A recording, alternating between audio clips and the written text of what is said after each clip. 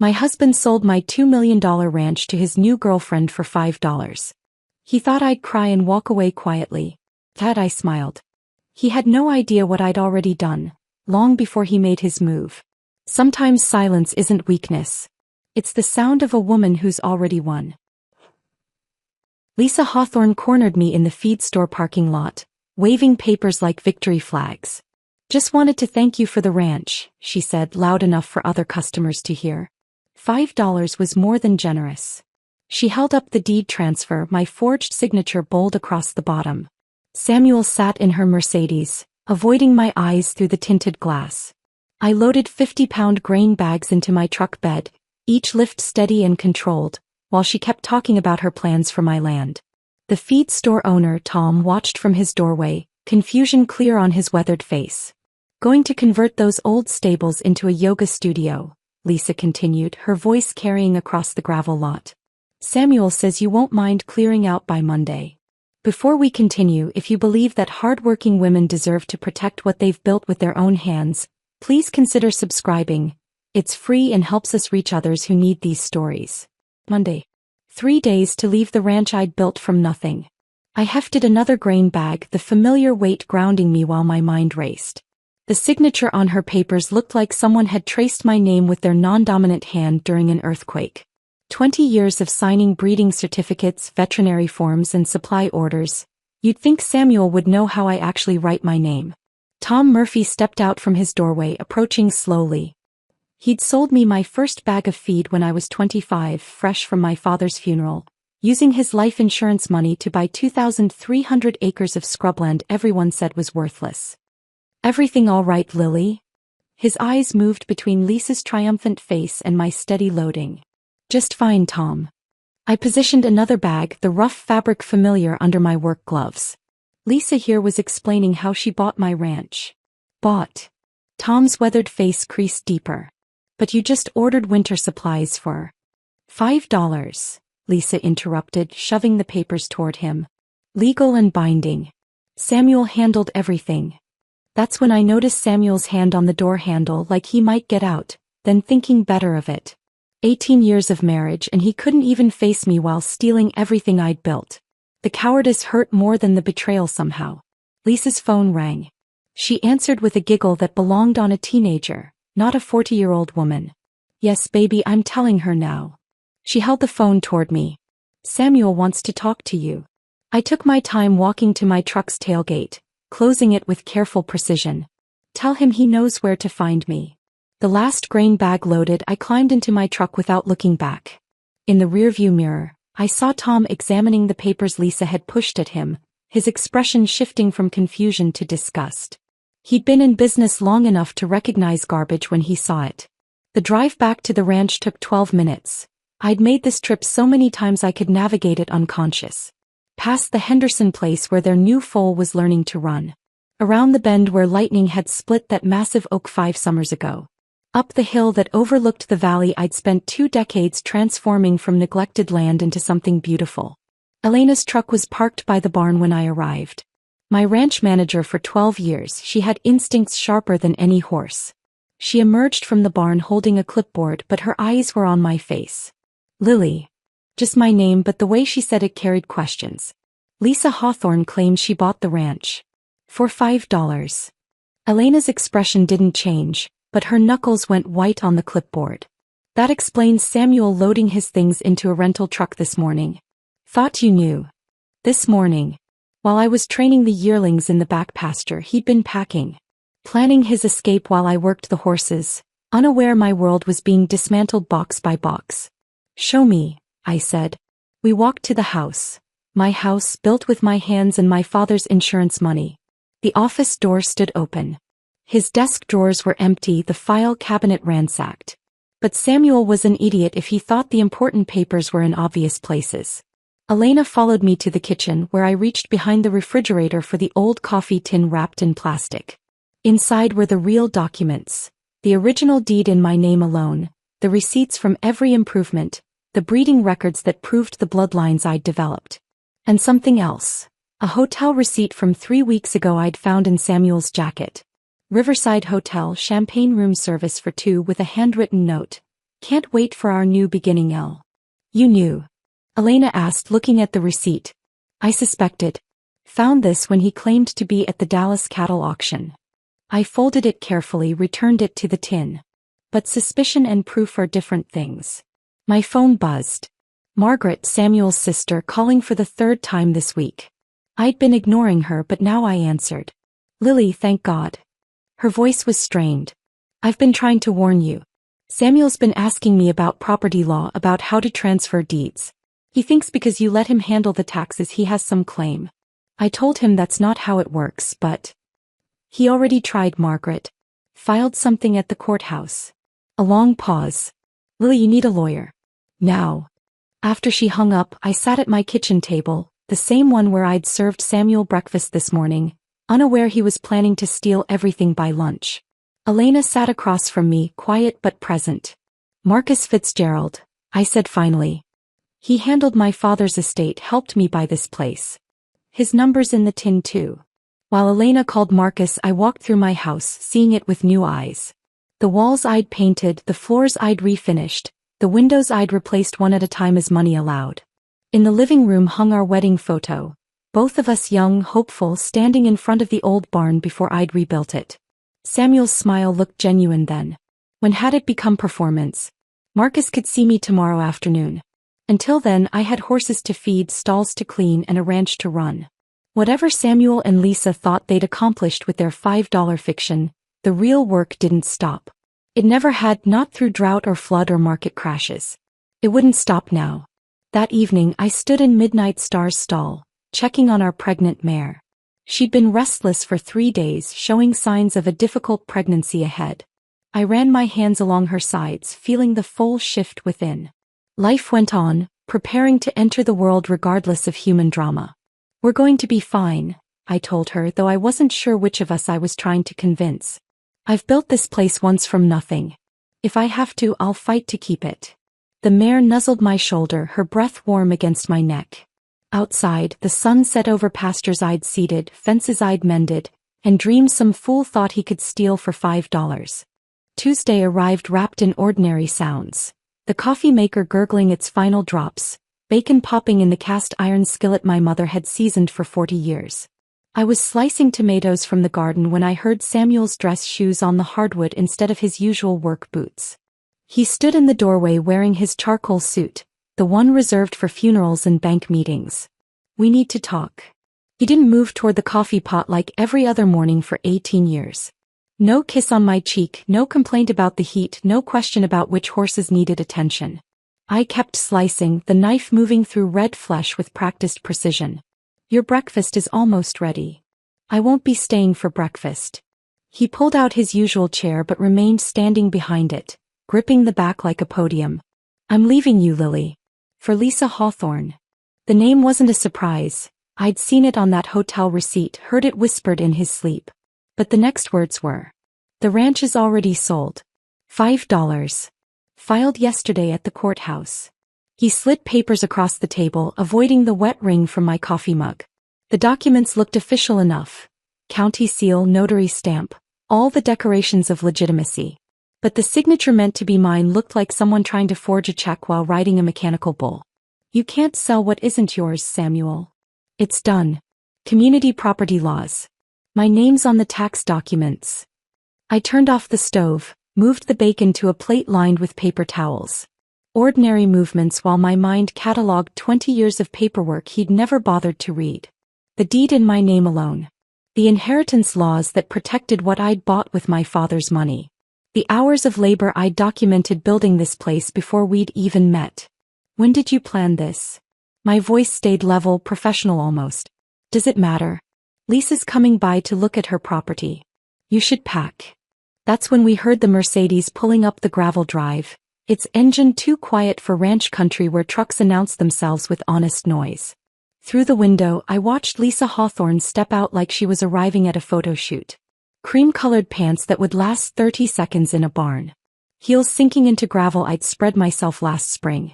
A silk scarf that probably cost more than most people's mortgage payments. She walked through my front door without knocking. Oh good, you're both here. She surveyed my kitchen like an appraiser, her nose wrinkling slightly at the bacon smell. I want to see everything. Starting with the master bedroom. I stayed at the counter watching this woman navigate my home in shoes meant for marble floors. The bedroom's upstairs. Mind the third step, it creaks. We'll be fixing that, she announced, already climbing. This whole place needs updating. Samuel, come show me our closet. Our closet. He followed her up the stairs while I stood in my kitchen, listening to her heels overhead, marking territory in rooms where I'd nursed him through pneumonia, held him after his father died, celebrated the good years before they turned. Elena appeared at the back door, taking in the scene with those sharp eyes that missed nothing. Saw the Mercedes. Everything okay? Samuel sold the ranch to his girlfriend. For $5. She pulled out her phone, fingers flying across the screen. Marcus, no. Meeting him tomorrow. I'm texting him now. Emergency basis. She kept typing while Lisa's voice drifted down the stairs, planning to tear out the bathroom I'd retiled by hand, install something more contemporary. They descended 15 minutes later, Lisa chattering about paint colors while Samuel carried her purse. We'll need you out by week's end, she told me, like discussing a dinner reservation. Samuel says you have somewhere to go? Samuel says a lot of things. Elena stepped forward, all 5'4" of her radiating the quiet threat of someone who'd faced down charging bulls. The horses need tending. You planning to learn? Lisa laughed, a tinkling sound that belonged in a cocktail lounge. Oh, we're selling those beasts. Converting the stables to an event space. Much more profitable. Those beasts. Bloodlines I'd spent 2 decades developing. Horses whose genealogies I could recite like family trees because they were family. We're going to town, Samuel announced, his hand on Lisa's back. To introduce her to everyone. They left in her Mercedes, leaving dust on everything I'd cleaned yesterday.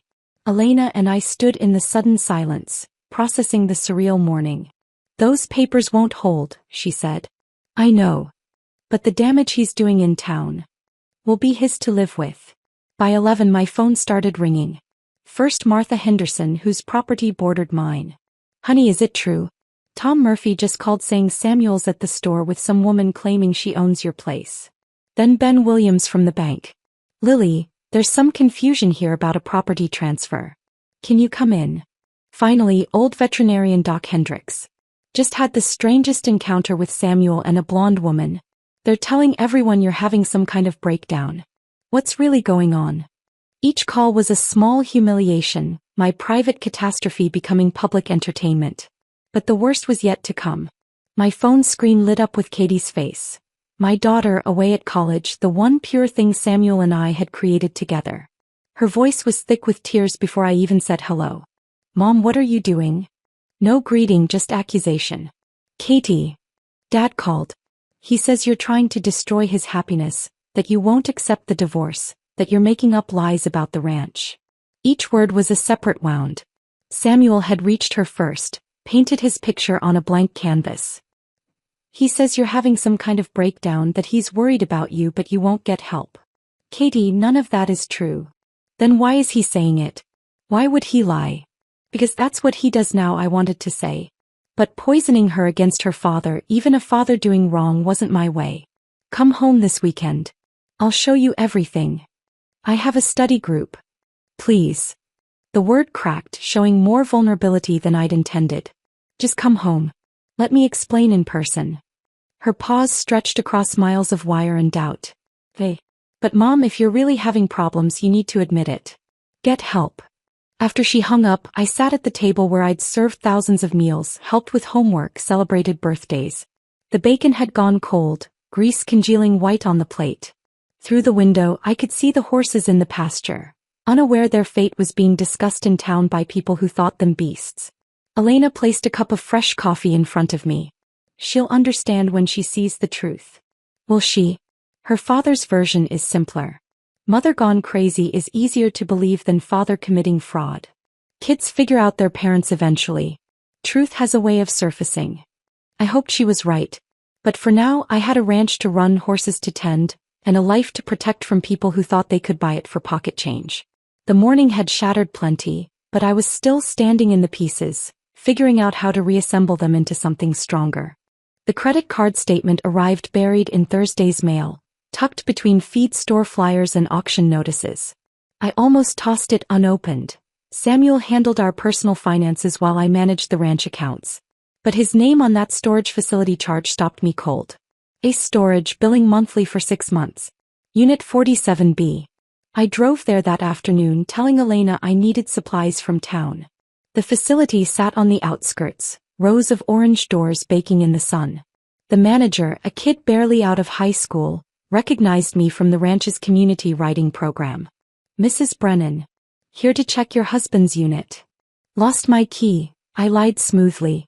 He cut the lock without question, probably violating 10 policies. The door rolled up to reveal Samuel's secret archive. Banker's boxes labeled in his blocky handwriting. I pulled out the first one with steady hands. Inside were breeding records, our breeding records, but the sales figures were wrong. Thunder's Pride's offspring, which sold for $50,000, showed as $15,000. Documentation for bloodlines I'd developed over decades, all with altered numbers. A second set of books for ranch accounts showing massive losses where I knew we'd profited. Then I found the letters. Lisa's handwriting was flowery, almost teenage. 2 years of correspondence I'd been too busy or too trusting to notice. "Can't wait until we can stop pretending," one read.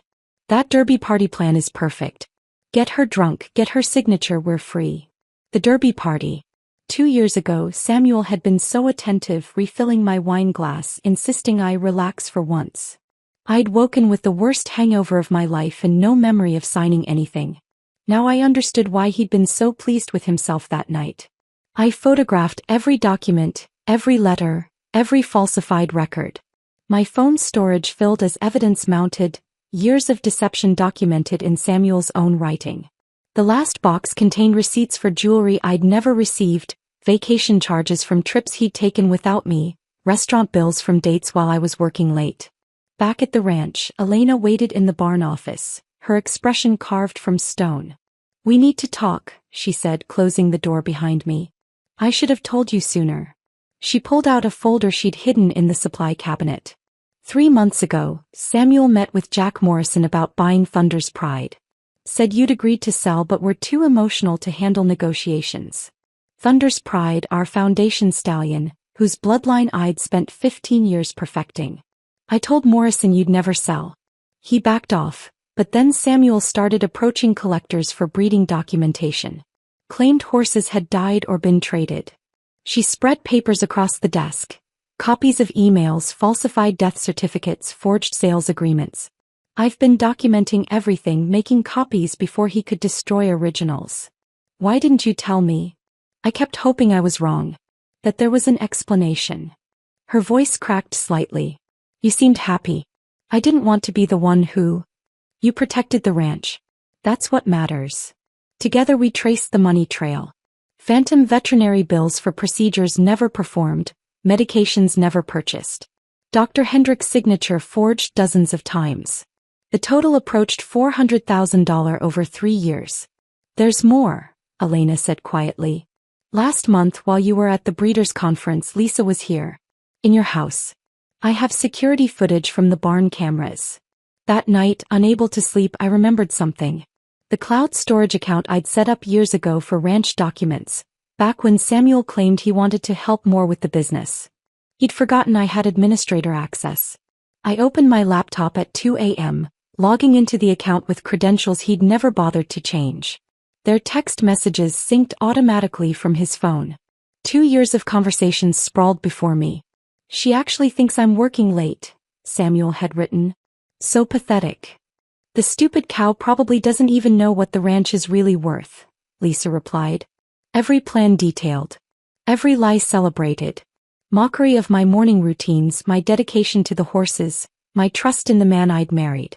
Photos of them together at restaurants I thought he'd visited with clients. Pictures from a Cabo vacation during what he'd called a business conference. Then I found it. A photo that knocked the breath from my lungs. Them together in my bed in my grandmother's quilt, while I was at the Kentucky Horse Show last spring. Lisa's caption, "Her bed is more comfortable than mine." I ran to the bathroom, emptying my stomach until nothing remained but bile and rage. Not just betrayal, desecration of every sacred space I'd built. Marcus Fitzgerald answered his phone at 6 a.m., alert despite the hour. Lily, I've been reviewing the documents Elena sent. There's something you need to know.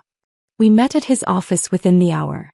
He'd pulled county records dating back to my purchase of the ranch. The deed is entirely in your name. Your father's life insurance paid for it before you married Samuel. But his name is on tax documents only. For filing purposes. He has zero legal claim to the property itself. Marcus pulled out another folder. Remember the Derby party 2 years ago? That party again. Vaguely. I drank too much. Samuel had you sign something that night. He probably thought it was power of attorney or property transfer. Marcus smiled grimly. But you signed a postnuptial agreement I'd prepared months earlier and left in your desk. It states that in case of divorce the ranch remains solely yours. I don't remember. Doesn't matter. It's legal, filed, and ironclad. Samuel signed it too, probably thinking it was something else after his own drinks. He pulled out the document, both signatures clear despite slightly wavering lines. He accidentally protected you from himself. What about the money he stole? We'll file liens against the property for unpaid labor, 20 years of ranch development at market rates.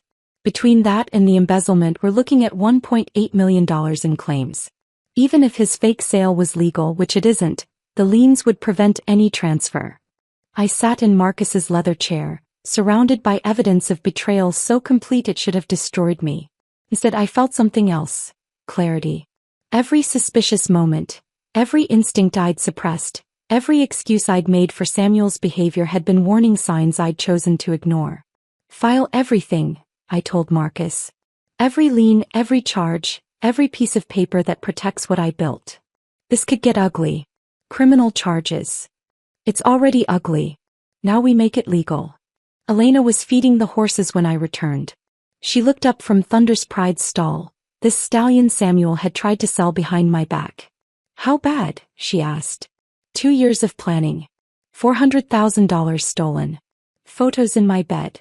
She absorbed this, then returned to brushing Thunder's Pride with steady strokes. But the ranch was never his to sell. The stallion nickered softly and I realized something. While Samuel and Lisa had schemed and stolen, I'd been building something real. Every foal born, every acre improved, every young rider taught. That was my true fortune. And no $5 deed, no matter how many times they filed it, could steal what was already mine. The next morning I woke at 4:30 as always, made coffee in the same pot I'd used for 20 years, and started my rounds like nothing had changed. The horses needed feeding whether my world was falling apart or not.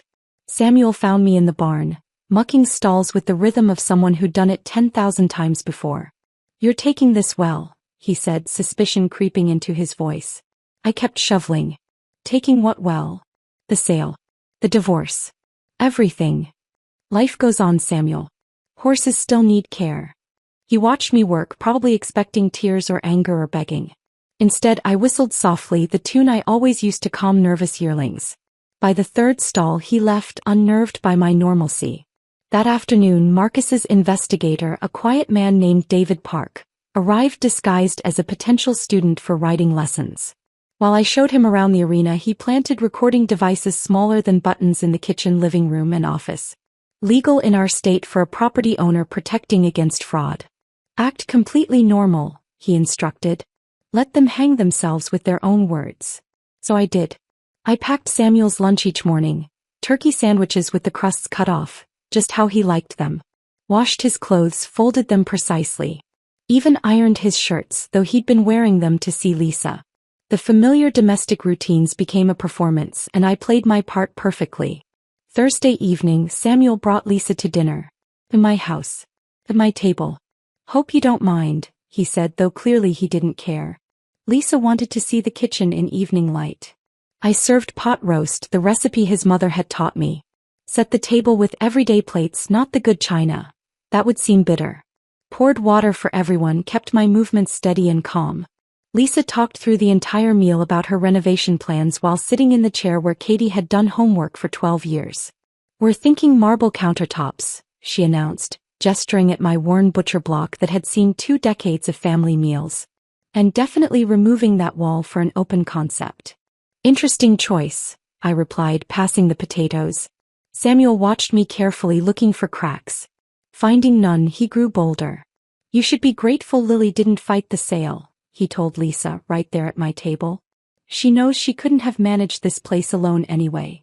Every word recorded by David's devices. Every admission of their scheme preserved digitally. Friday afternoon, Katie's car pulled into the drive. I watched from the window as she sat in her vehicle for a full minute, gathering courage to face her unstable mother. When she finally emerged, her face carried the exhaustion of someone forced to choose sides. Mom. Just one word, but loaded with doubt. Your room's ready. Fresh sheets. She followed me inside, stiff and formal like a stranger. In the kitchen, she set down her bag carefully, studying me for signs of the breakdown her father had described. Dad says you're not accepting reality. Sit down, Katie. I spread the evidence across the table methodically. The forged signatures. The bank statements showing theft. The storage unit photos. Her father's text messages mocking my stupidity. Lisa's cruel comments about my work with the horses. Katie's hands shook as she read. When she reached the photo of them in my bed, she shoved the papers away and ran to the bathroom. I heard her getting sick, the same reaction I'd had. Later we sat on the porch swing, the one I'd hung when she was 3. The chains creaked with familiar rhythm as she leaned against my shoulder. How are you so calm? She whispered. You remember when you were 8 and that mare kicked you? She nodded. You got back up, walked to the barn and got back on. No crying, no drama. You said fear would make the horses nervous. This is different. No, sweetheart. Patience is what separates trained horses from wild ones. Your father's acting wild right now. I'm staying trained. She was quiet for a long moment. I'm sorry I doubted you. He's your father. You wanted to believe him. By Saturday, the town had chosen sides. At the feed store, half the customers offered sympathy for my situation, while the other half avoided eye contact. Martha Henderson whispered loudly to her sister about how some women drive their men away with neglect. Lisa had started an Instagram account, Ranch Life Dreams. Photos of her posing with my horses, calling them her babies. One caption read, "So blessed to start this new chapter. Country life suits me." The comments section filled with congratulations from people who didn't know she'd stolen it for $5. The Wilkins family, who'd bought horses from me for 15 years, canceled their monthly training session. Just until things settle, they said, but I knew what they meant. Drama was bad for business. Only Elena, Doc Hendricks, and surprisingly Tom Murphy from the feed store stood firmly in my corner. Known you since you were 12, Tom said when I tried to thank him. I know what you built and who built it. Sunday morning brought Samuel's worst escalation. I returned from the morning horse auction to find new locks on my house doors. My key wouldn't turn. Samuel. I called through the door. My medication is in there. My clothes. Should have thought about that before being difficult, he called back. There's a motel in town. The barn tack room had an old army cot from when we'd had a sick horse requiring overnight monitoring. I set it up next to the saddle racks, using horse blankets for bedding. That night, I lay listening to the horses breathing, their occasional snorts and shifts more comforting than any human conversation. Elena found me there Monday morning, bringing coffee and fresh clothes from her truck. This is insane. You need to call the police. No. Marcus says let them think they're winning. The recorder in the kitchen caught him admitting the locks were to force me out of my legal residence. More evidence. He studied my face. You're playing a longer game. Samuel taught me chess years ago. He always forgot. The queen is the most powerful piece, but she knows when to wait. Lisa arrived that afternoon with a measuring tape and fabric samples, walking through my house like she owned it while I watched from the barn door. She held curtain swatches to my windows, planned where to put her yoga studio. Samuel stood behind her, hands on her waist, performing happiness for my benefit. They thought they'd won. Thought my silence meant surrender. They couldn't see the trap closing, couldn't hear the recordings accumulating, couldn't imagine that a woman who'd built a ranch from nothing might know how to protect it. That night in the tack room, surrounded by leather and hay, I smiled in the darkness. The storm was coming, but I was already sheltered. They were the ones standing exposed, too arrogant to notice the clouds building on the horizon. The scream that tore through the barn at 2 a.m. wasn't human. It was Midnight Star, and I knew that sound. A mare in serious trouble. I stumbled from my cot in the tack room, my back aching from sleeping on canvas stretched over metal, and found her down in her stall, sides heaving with contractions that weren't progressing right. Easy, girl. Easy. I ran my hands along her swollen belly, feeling for the foal's position. Wrong. Everything was wrong. The baby was turned, maybe tangled. I grabbed my phone to call Doc Hendricks, then remembered. No service. Samuel had suspended my line yesterday. Elena's number was programmed into the barn's landline. She answered on the second ring, alert despite the hour. Midnight's in trouble. Bad presentation. Calling Doc now, she said and hung up. 20 minutes felt like hours. Midnight Star's eyes rolled white with pain, her legs thrashing against the stall walls. I held her head, singing the lullaby Katie loved as a baby, trying to keep us both calm. Doc Hendricks arrived with Elena right behind him. He took one look and started pulling equipment from his truck. Foal's got a leg back. We need to move fast. I'll cover the bill, Elena said quietly, pulling out her credit card before Doc could ask about payment. We both knew what Samuel had done to my accounts. For the next 2 hours, we worked in that ancient dance of birth and possible death. Doc's arms disappeared inside the mare, manipulating the foal while I held Midnight steady and Elena managed equipment. The barn filled with the sounds of labor, heavy breathing, occasional groans, the rustle of straw. Got it, Doc finally said. Legs forward. Here we go. The foal emerged in a rush of fluid and motion. A black colt, perfect except for one white sock on his left rear leg. He lay still for a moment, then shuddered to life, lifting his impossible head on that impossibly thin neck. There you go, I whispered, clearing mucus from his nostrils. Welcome to the world, little one. Midnight Star turned to inspect her baby, nickering softly. Within an hour, the colt was standing on legs like stilts, searching for milk. As I watched him take those first wobbling steps, the thought hit me, this might be the last foal born here under my watch. Don't think like that, Elena said, reading my face. This place is yours. For now. Tuesday brought an unexpected visitor. James Whitman from First National Bank stood at the barn entrance, looking uncomfortable in his suit and shiny shoes. Mrs. Brennan, could we speak privately? Samuel appeared from nowhere, inserting himself between us. James, I told you on the phone Lily's not well. She's been making wild accusations. I'd like to hear from Mrs. Brennan directly, James said firmly. She's having delusions. Ask anyone in town. I've known Lily since she was a teenager. I knew her father. I'll judge her mental state myself. Samuel's jaw clenched, but he couldn't physically prevent a bank officer from speaking to me. James walked with me to the far paddock out of Samuel's earshot. The paperwork for this supposed sale, he said quietly, it doesn't look right. The signature, the price, none of it makes sense. Your father would roll over in his grave if I let someone steal what he provided for you. He handed me his private cell number. Call me. Not the bank, me directly. Something's very wrong here. Wednesday afternoon, I needed supplies from town. At Thompson's Western Wear, I was comparing prices on hay nets when Lisa's voice carried across the store. I need the finest equipment. Cost is no object. The ranch is generating plenty of income. She stood at the counter, arms full of premium leather goods. A $3,000 saddle. Crystal-studded bridles. Designer riding boots she'd destroy in one real day of ranch work. I'm converting the whole operation, she told the clerk, loud enough for everyone to hear. Those smelly quarter horses are going. I'm bringing in Arabians. Much more elegant for the luxury retreat I'm planning. Those quarter horses whose bloodlines I'd spent 20 years perfecting. Horses that had won championships, produced champions, saved troubled kids in our therapy program. He spotted me by the hay nets. Her smile spread like spilled oil. Lily. Still shopping here. She held up the saddle. Samuel says you never could appreciate fine things. Always too practical, too basic. I said nothing. Gary Thompson, the owner, walked over to ring up her purchases. He ran her credit card once, twice, then handed it back. Declined, he said flatly. That's impossible. Try again. Ma'am, it's declined. Do you have another form of payment? Lisa's face flushed crimson. This is ridiculous. I own the Brennan Ranch. The Brennan Ranch account is in Lily's name, Gary said, looking directly at me. Has been for 20 years. I don't know what game you're playing, but it won't work here. She stormed out, leaving the expensive items on the counter.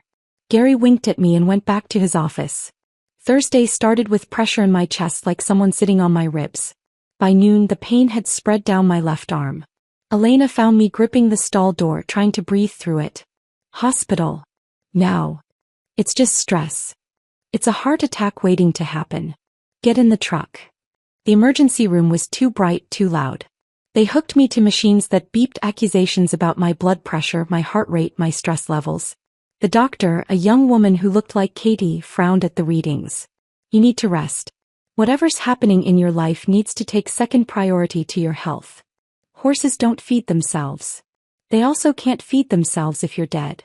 Samuel never showed up.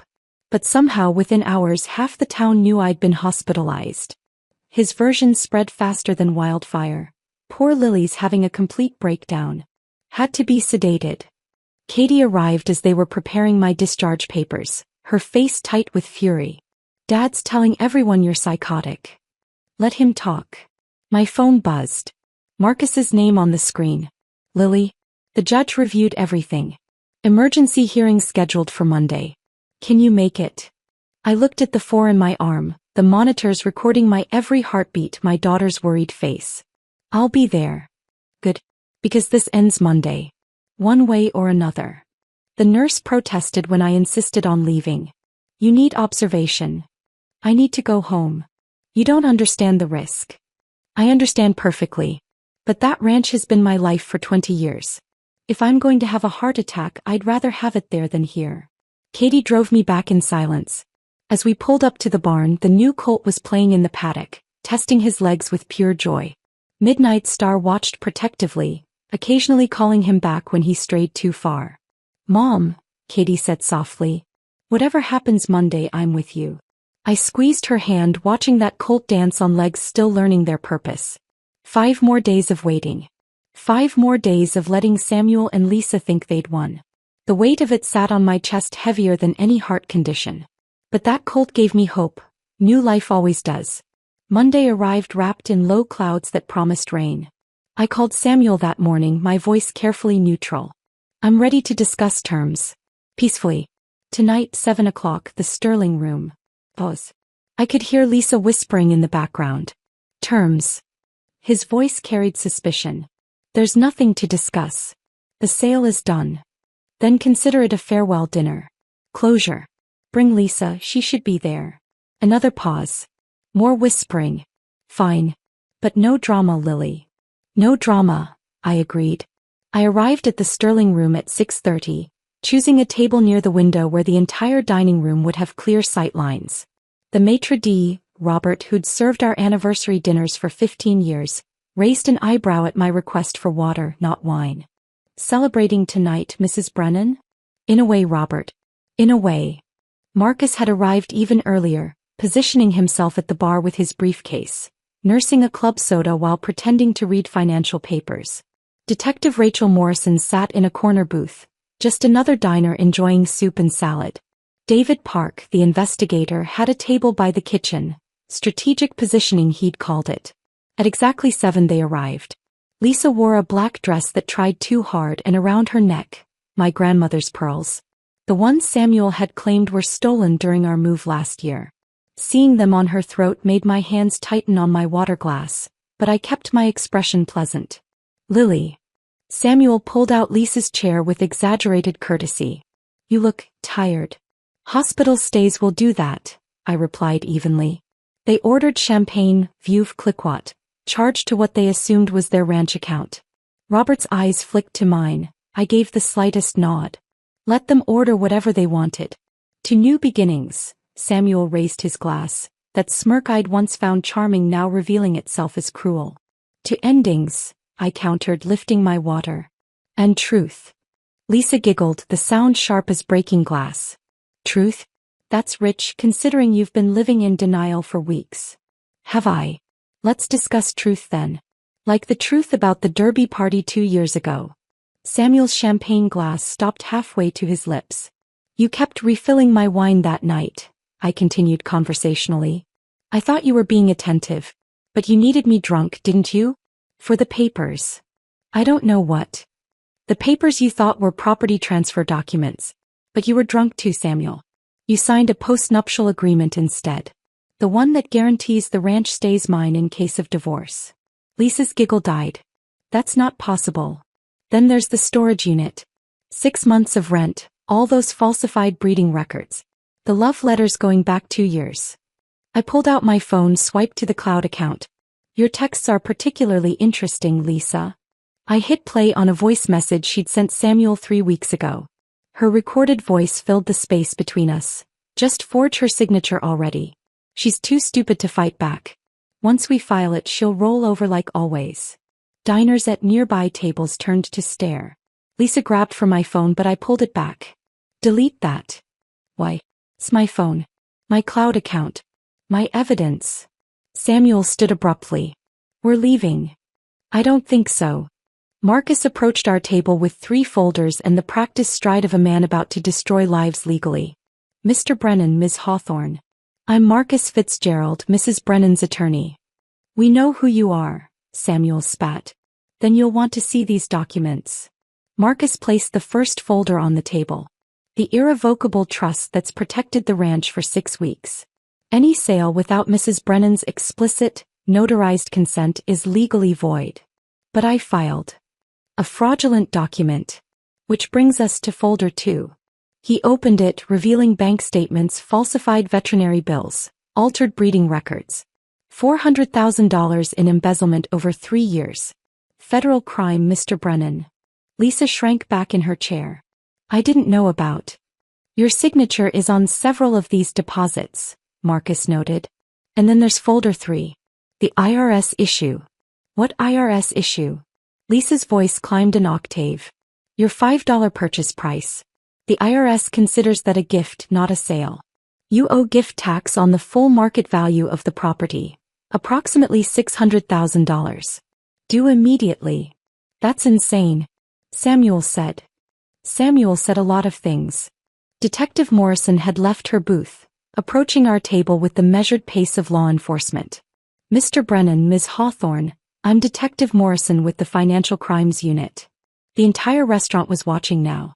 Forks suspended midway to mouths, conversations dead, even the kitchen staff peering through the service window. This is entrapment. Samuel's voice cracked. No, sir. Entrapment would be if we convinced you to commit crimes you wouldn't have otherwise committed.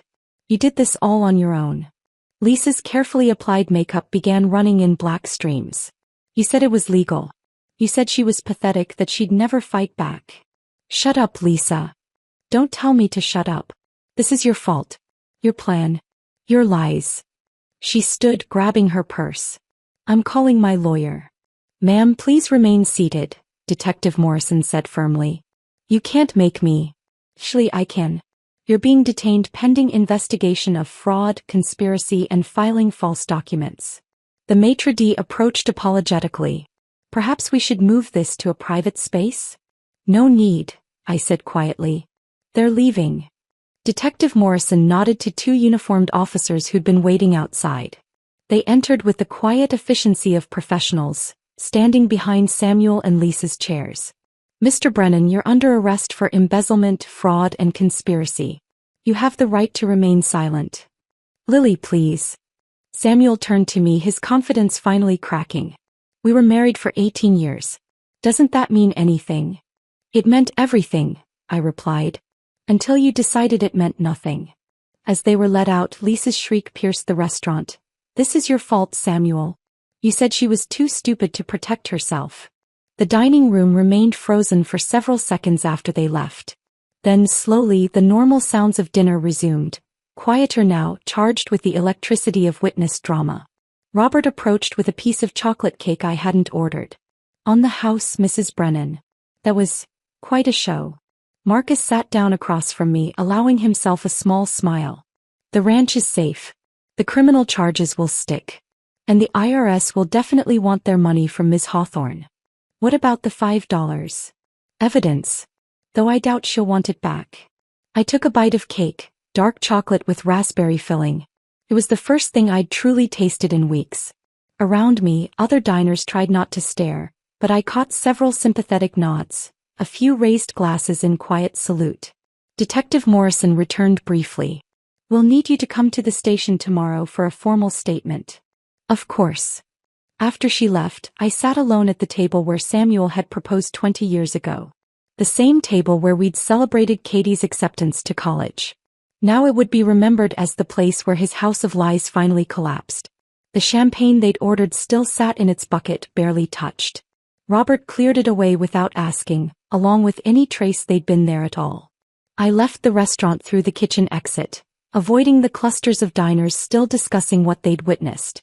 The drive home felt different, not lighter yet but shifted like the moment between thunder and rain when pressure finally breaks. Tuesday morning arrived with official summons. The courthouse at 9 sharp. I dressed carefully, not fancy, just respectable. The navy suit I'd worn to my father's funeral, pressed but not new. Katie met me at the courthouse steps, her face drawn but determined. "You don't have to come in," I told her. "Yes, I do. I need to see this through." The courtroom smelled of old wood and floor polish. Samuel sat at the defendant's table in an orange jumpsuit that made him look smaller, older. Lisa was beside him in street clothes, her attorney whispering urgently in her ear. Assistant District Attorney Sophia Klein stood with the confidence of someone holding a royal flush. She began methodically, laying out evidence like dealing cards face up on the table. "Your Honor, we have documented proof of systematic embezzlement spanning 3 years. Bank statements appeared on the screen. $400,000 diverted through fraudulent veterinary bills." Samuel's attorney, a tired-looking man named Peterson, objected. This alleged evidence was obtained through entrapment.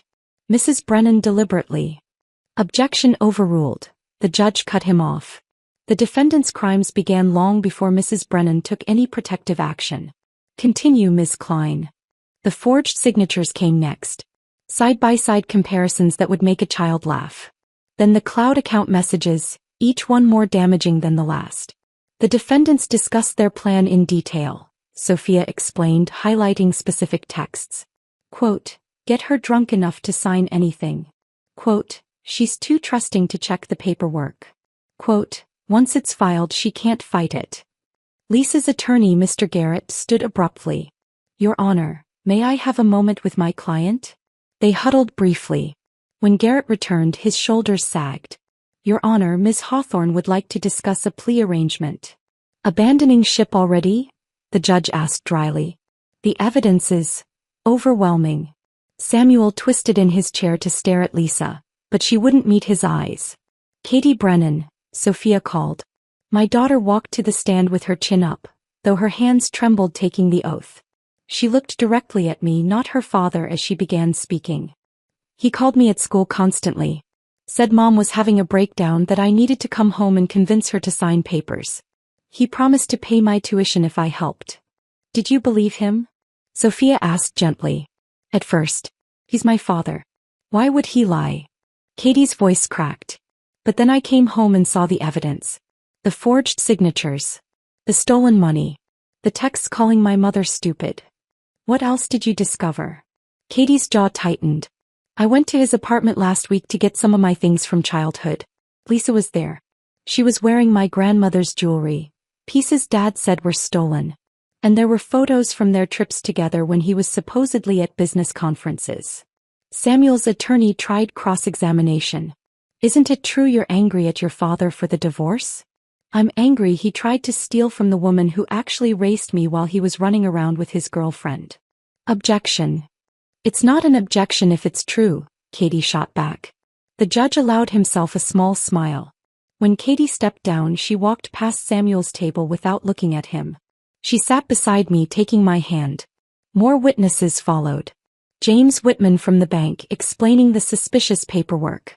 David Park, the investigator, presenting recordings from the house. Doc Hendricks, testifying about the forged veterinary bills. Lisa's new attorney, she'd fired Garrett during the lunch break, tried damage control. Ms. Hawthorne was manipulated by Mr. Brennan. She believed the sale was legitimate. Sophia produced Lisa's handwritten letters. Quote, "Once you get her signature, we're set." This was written 2 years ago. Ms. Hawthorne was planning this before she claims Mr. Brennan manipulated her. By afternoon, both defense attorneys looked defeated. Samuel's last-ditch effort was taking the stand himself. "Lily and I built that ranch together," he claimed. "I have a right to." "Mr. Brennan," the judge interrupted, "did you or did you not forge your wife's signature on a deed transfer? She would have signed if. Yes or no?" Samuel's mouth opened, closed. "Yes." "Did you steal $400,000 through fraudulent billing?" A longer pause. "Yes." The judge turned to Lisa. "Ms. Hawthorne, you're facing charges of conspiracy, fraud, and filing false documents.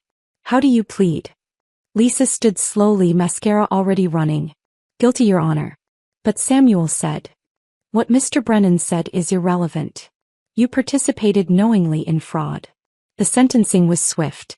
Samuel received 18 months minimum security for embezzlement, fraud, and conspiracy. Lisa got 2 years probation and restitution requirements that would drain her accounts for years. The IRS penalties alone would force her into bankruptcy. The property known as Brennan Ranch, the judge declared, is confirmed as the sole property of Lily Brennan. All liens are cleared. Any claims by the defendants are permanently void. The gavel fell with finality. Outside, the courthouse steps were crowded. Elena stood by her truck with a surprise. Midnight Star's black colt on a lead rope. "Thought he should see his home's really safe," she said. The colt nuzzled my hand, searching for treats.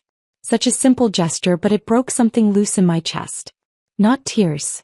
Those would come later. Just relief so profound my knees nearly buckled. Word traveled faster than wildfire. Within hours, Tom Murphy had hung a handwritten sign in his store window.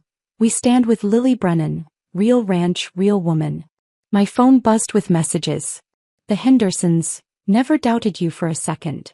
"The Wilkins family, can we resume training next week?" Even Martha Henderson, who'd whispered about me in the feed store. "I'm sorry. I should have known better." The local newspaper photographer appeared, wanting a picture for their story. I stood with the colt while Katie held his lead rope. The headline would read, "Local rancher defeats fraud with grace." But grace had nothing to do with it. This was about preparation, patience, and protecting what was mine. That evening, casseroles began arriving. Tuna from the Pattersons. Lasagna from the church ladies. More food than Katie and I could eat in a month. Each dish an apology from people who'd chosen the wrong side. "You don't need their approval," Elena said, helping unload the 4th casserole delivery. "I know. But it's nice to have it back." Samuel would serve his 18 months. Lisa was already packing to leave town, her social media accounts deleted, her dreams of being a ranch owner dissolved into legal fees and tax penalties. Me. I stood in my kitchen, looking out at my land, my horses, my life restored. The black colt played in the pasture, legs still unsteady but growing stronger. Tomorrow I'd return to my normal routine, 4:30 wake up, coffee, barn chores. But tonight I'd allow myself this moment of victory. Justice had been served at exactly the right temperature. The morning after the trial, I woke without an alarm for the first time in 20 years. Not because I'd overslept. My internal clock still pulled me from bed at 4:30, but because the urgency was gone. The desperate need to protect, defend, survive had lifted, leaving something I barely recognized. Peace. 6 months can change everything. Or maybe it just reveals what was always there, waiting beneath the crisis. This morning, I stood on my porch with coffee that tasted like freedom, watching the sun paint familiar pastures in new light. The horses grazed in patterns I knew by heart, but something was different. They moved easier, less skittish. Animals sense tension in ways humans ignore. They knew before I did that the danger had passed. Elena emerged from the barn, no longer my employee but my partner. We'd made it official last month. 60/40th split, with her taking the 40 and the option to buy in further over time. "The therapy kids arrive at 9, she called out. 6 today. The therapeutic writing program. My dream for a decade, Samuel's veto for just as long. Waste of resources, he'd called it. Liability nightmare. Now twice a week, children with disabilities came to find strength on horseback. Their parents paid what they could. Insurance covered some. We absorbed the rest. Some things mattered more than profit. Katie's truck rumbled up the drive. She'd transferred from her expensive out-of-state college to the state school an hour away. Closer to home, she'd said, but I knew the truth. She wanted to be near the horses, near the healing. Weekends she worked alongside us, learning the business from the ground up. Mail's here, she said, tossing the bundle on the porch rail. Including something from Coleman Correctional. Samuel's careful handwriting on the envelope. I'd gotten 3 others over the months, all unopened, all burned. This one I opened not from curiosity but from a need to confirm what I already knew. Lily, it began. I wake up every day in a concrete box, remembering the wooden walls you and I built together. I hear metal doors slamming and remember the barn door that always stuck until you fixed it with cooking oil and patience. They serve instant coffee here that tastes like regret. He went on for pages. The morning routines he missed. The smell of hay. The sound of thunder's pride whinnying at dawn. How he'd destroyed everything real for something that turned out to be smoke. I know you'll never forgive me and you shouldn't. But I need you to know that I understand now what I lost. What I threw away. What I tried to steal but never actually owned. I read it through once, then walked to the burn barrel where we disposed of medical waste and expired medications. The paper caught quickly, his words turning to ash that lifted on the morning breeze. Some apologies come too late to matter. Some bridges, once burned, leave gaps that shouldn't be crossed again. From Dad? Katie asked, watching the last of it disappear. From a stranger who used to live here. She nodded, understanding. We'd had months of therapy together, unpacking the manipulation, the divided loyalties, the grief of losing the father she thought she knew. She was learning what I'd learned. Sometimes the hardest person to forgive is yourself for not seeing the truth sooner. Around noon, an unfamiliar car pulled up. Margaret Brennan stepped out, Samuel's sister, carrying a cardboard box that looked too heavy for her thin arms. I should have come sooner, she said without preamble. I was a coward. I took the box from her, gesturing toward the kitchen. She followed, taking in the changes. New paint where Lisa had measured for renovations, flower boxes under windows she'd planned to replace. I cleaned out Samuel's storage unit. The real one, not the secret one you found. Margaret pulled out photo albums, childhood pictures of Katie, our wedding album that I thought was lost. He was going to throw these away. Said they hurt too much to keep. At the bottom of the box, wrapped in tissue, my mother's recipe box filled with index cards in her careful script. The one Samuel claimed was water-damaged in a basement flood that never happened. I knew about Lisa, Margaret said quietly. Saw them together last Christmas when he said he was visiting me. I should have told you. Why didn't you? Because I'm a coward, she repeated. And because I thought maybe I was wrong. Maybe it was innocent. Maybe. She trailed off, then started again. He calls me from prison. Crying. Says he destroyed the only real thing he ever had. Good, I said and meant it down to my bones. She studied my face, maybe expecting hardness or bitterness. What she found was simpler. Acceptance. You're not going to forgive him. Forgiveness and reconciliation aren't the same thing.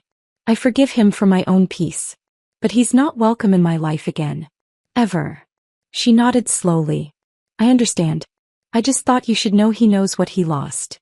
After she left, I hung the new ranch sign Elena and Katie had commissioned as a surprise. Second Chances Ranch in wrought iron with a running horse silhouette beneath. Not for Samuel, he'd had his chances and burned them all. This was for the therapy kids who were told they'd never walk finding freedom on horseback. For the rescued horses given one more opportunity to matter. For women like me who learned that starting over at 45 wasn't an ending but a beginning. Lisa Hawthorne, I'd heard through the small-town grapevine, had moved back east. Working as a receptionist at a law firm, ironically. Still paying the IRS in installments that would follow her for a decade. Her Instagram dreams of ranch life deleted, replaced by the reality of consequence. As evening approached, I walked to Midnight Star's pasture. Her colt, 6 months old now and officially named Justice, trotted over on legs that had found their strength. He'd never known the fear that had lived here during those awful weeks. To him, this place had always been safe, steady, sure. You were born into the storm, I told him, rubbing his neck. But look at you now. He nudged my pocket, searching for carrots with the single-minded determination of youth. Behind him, the sun set over land that had been paid for twice. Once with my father's life insurance and again with my refusal to let it be stolen. Katie found me there watching the light fade. You okay? More than okay. It's different now, isn't it? The ranch feels lighter. He was right. The same fences, same buildings, same horses. But the weight was gone. That constant vigilance, that underlying fear of betrayal. In its place, purpose, partnership, peace. My phone buzzed with tomorrow's schedule. 8 therapy students. A veterinary visit for vaccinations. Elena's meeting with a potential sponsorship for the therapy program.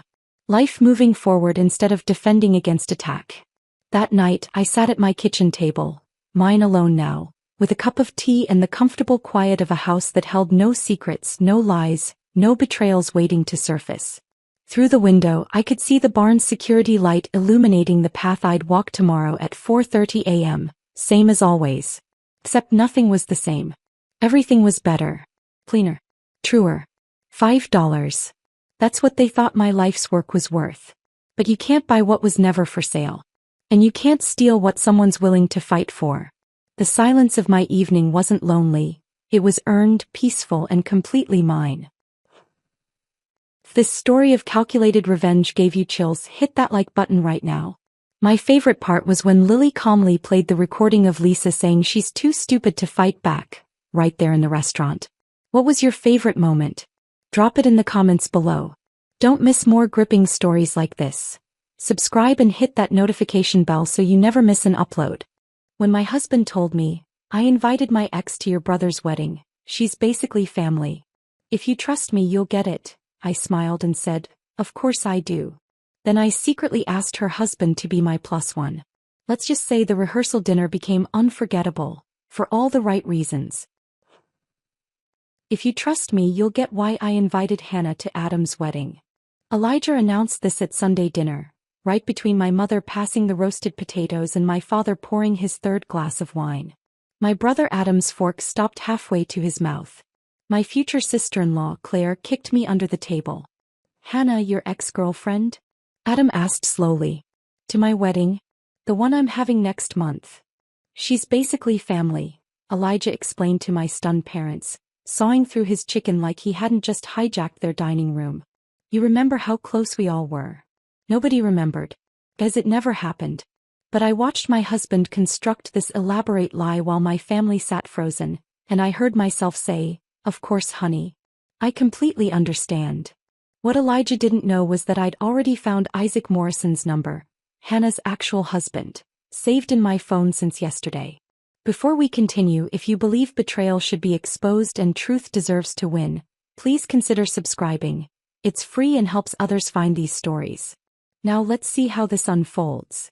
The discovery had been accidental. Saturday morning, I'd been looking for a yoga studio in Tribeca when Hannah Morrison's Instagram popped up in my suggestions. Same Hannah. Elijah's ex who'd supposedly moved to Seattle 3 years ago for some tech startup opportunity. Except her recent posts were all tagged in Manhattan. Brunches in Soho. Morning runs in Central Park.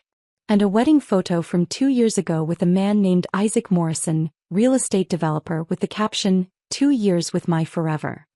My mother recovered first, though her smile looked painted on. Hannah, I'm not sure I remember. Of course you do, Elijah interrupted, reaching for more green beans. She helped organize your charity auction that time. The one for the library. My mother had never organized a charity auction. She volunteered at the library's book sales, sure, but nothing fancy enough to need organizing. Yet she nodded slowly, confused but too polite to contradict him in front of everyone. Such a sweet girl, Elijah continued, building his fiction brick by brick. She's been dying to see everyone again. Since she's back in town for business, the timing is perfect. Claire squeezed my knee harder under the table. She'd been my friend before dating Adam, knew our entire history. She knew Hannah had been gone from Elijah's life long before he met me. The relationship that had supposedly been ancient history, barely worth mentioning during our early dating days. My father cleared his throat. Well, if she's important to you both. She is, Elijah said firmly, finally looking at me. His eyes held something I'd never seen before. Not quite a challenge, but close. Right, Esther? The correct answer was no. The correct response was to ask why he was inviting his ex-girlfriend to my brother's wedding.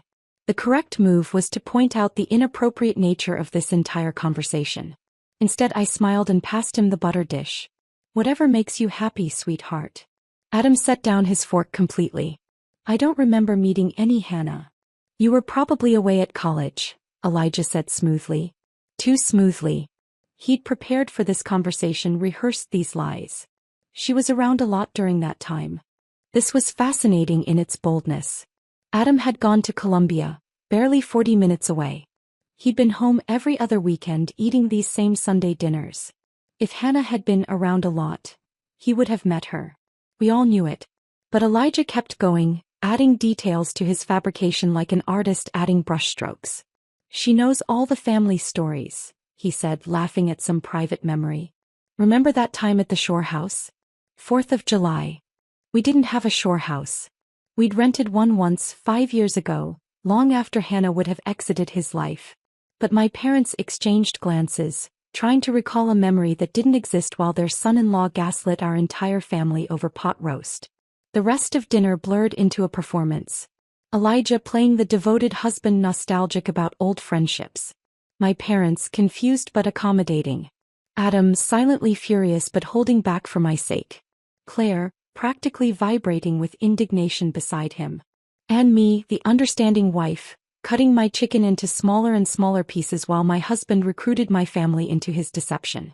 After dessert, my mother's famous apple pie that tasted like sawdust in my mouth, Elijah helped clear plates while regaling my father with a story about Hannah's supposed new position at a marketing firm. More lies. According to her LinkedIn, which I'd memorized yesterday, she'd been at the same company for 3 years. In the kitchen, Adam cornered me by the dishwasher. What's going on? I don't know what you mean.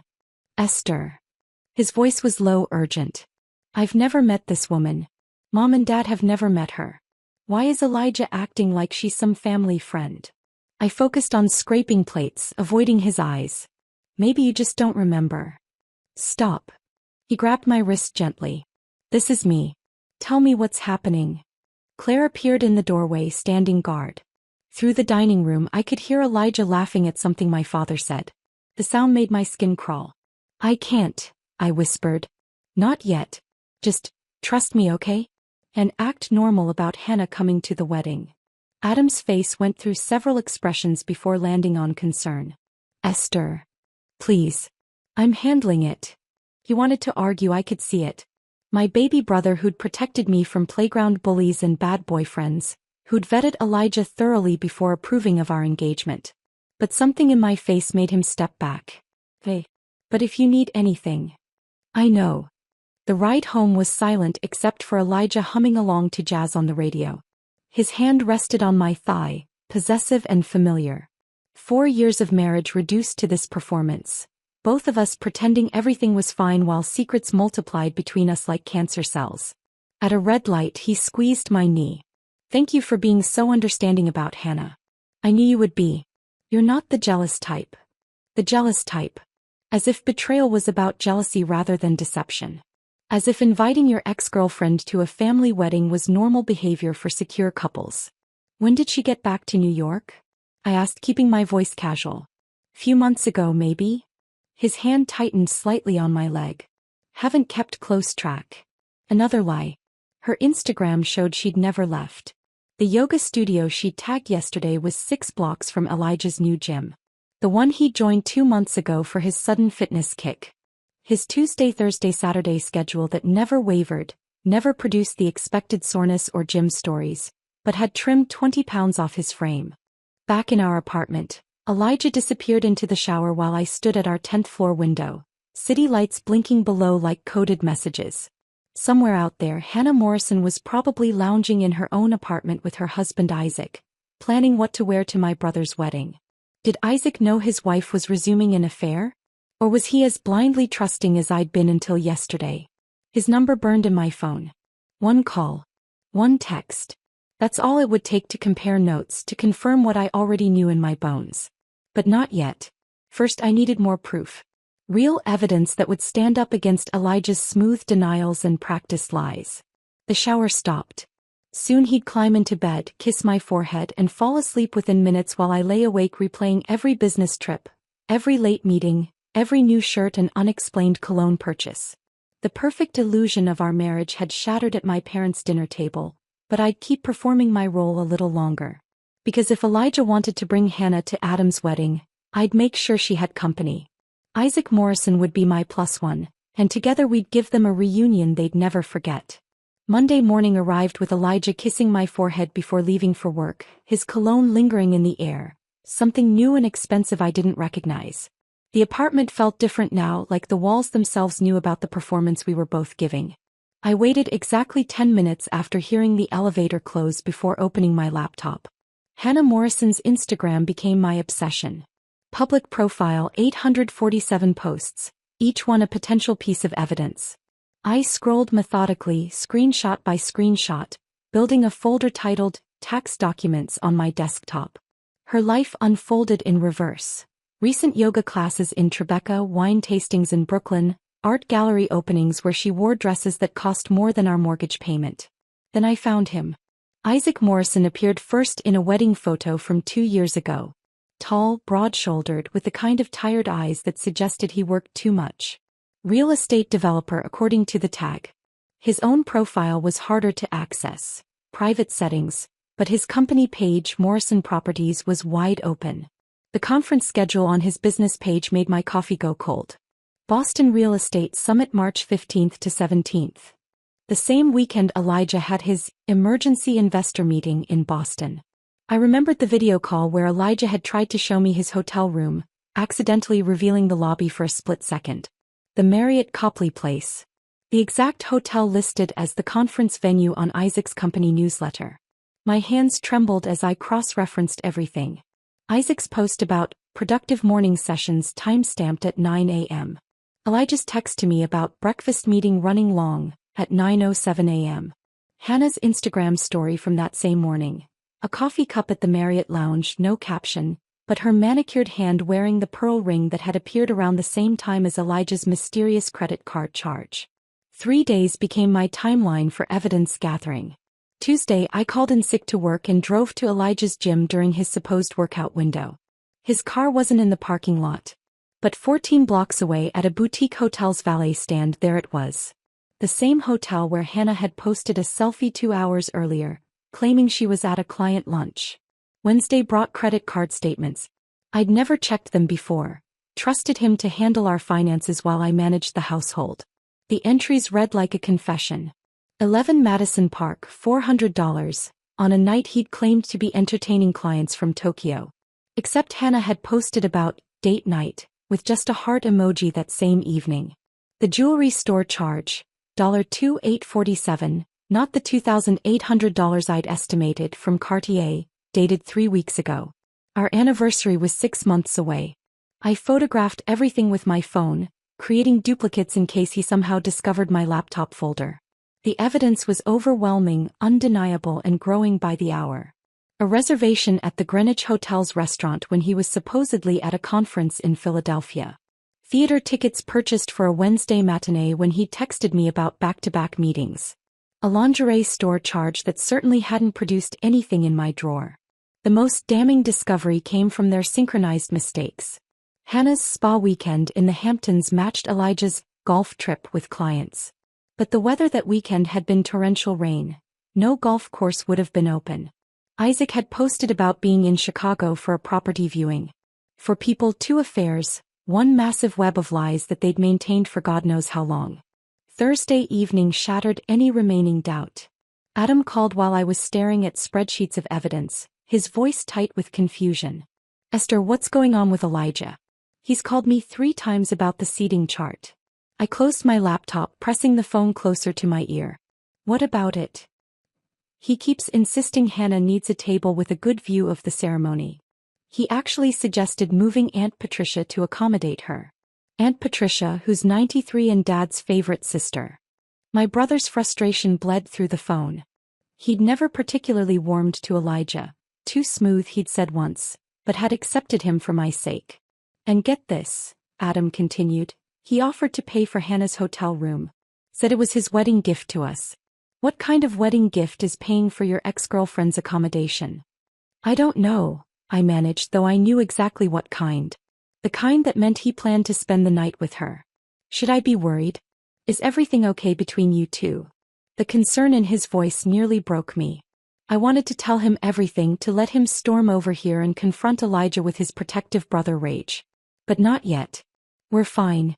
Maybe he's just trying to be friendly. Adam's silence said he didn't buy it, but he let it drop. If you need anything. I know. Thanks. After we hung up, I sat in the darkness of our living room, city lights painting patterns on the ceiling. Elijah had been planning this for weeks, maybe months. Every detail orchestrated to give him a weekend with Hannah while using my brother's wedding as cover. The cruelty of it was breathtaking. Friday morning, I found Isaac Morrison's business website.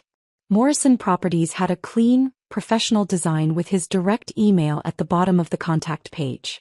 I opened a new message and stared at the blank screen for an hour. How do you tell a stranger their marriage is a lie? How do you introduce yourself as a fellow victim? 20 drafts later, each one deleted, I finally typed. Your wife is attending my brother's wedding as my husband's guest. Simple. Direct. Undeniable. My finger hovered over the send button while rain started pattering against the windows. This would change everything. Once sent, there was no taking it back, no pretending I didn't know, no returning to the comfortable lie of my marriage. I hit send at 11:47 a.m. Then I drove to my favorite coffee shop, ordered a latte I didn't drink, and waited. My phone sat face up on the table, silent for hours that felt like days. Customers came and went. The barista asked twice if I needed anything else. The rain stopped, started, stopped again. At 5:15 a.m. the next morning, my phone buzzed. I've been suspicious for months. Let's meet. 7 words that confirmed everything while revealing nothing. Isaac Morrison knew. Or at least suspected. We were two strangers about to unite over the betrayal of the people we'd promised to love forever. I typed back, Financial District Starbucks. Monday 10 a.m. His response was immediate, I'll bring proof. Proof. As if my folder of screenshots and receipts wasn't enough. As if we needed more evidence that our spouses were liars who'd turned our marriages into elaborate theaters while they played out their rekindled romance. The weekend crawled by with excruciating slowness. Elijah attended a Saturday client golf outing that lasted 9 hours, returning home with dry clothes despite the afternoon thunderstorm. Sunday he made breakfast, his guilt pancakes, I'd started calling them in my head, while humming off key to jazz. I smiled, ate 2 bites, and claimed an upset stomach. Monday morning finally arrived. I left the apartment at my usual time but drove past my office building, continuing downtown toward the financial district. The Starbucks on Pearl Street was already crowded with bankers and lawyers grabbing their morning fixes. I ordered an espresso I didn't want and claimed a corner table where I could watch the door. Isaac Morrison walked in at exactly 10 a.m. and I knew him instantly. Not just from his photos. Something in the way he moved, careful and deliberate, like someone who'd learned not to trust the ground beneath his feet. He spotted me immediately, probably recognizing the same shell-shocked look in my eyes. Esther. His voice was deeper than I'd expected, rougher around the edges. I nodded, gesturing to the chair across from me. He sat down heavily, pulling a manila envelope from his messenger bag before even ordering coffee. I brought receipts, he said without preamble. 6 months' worth. He slid papers across the table.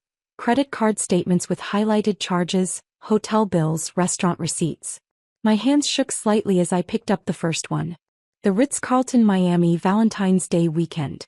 A charge for $3,200 that included couples massage, champagne service, and a late checkout. Hannah said it was a work incentive trip, Isaac explained, his voice flat. Top performers at her company.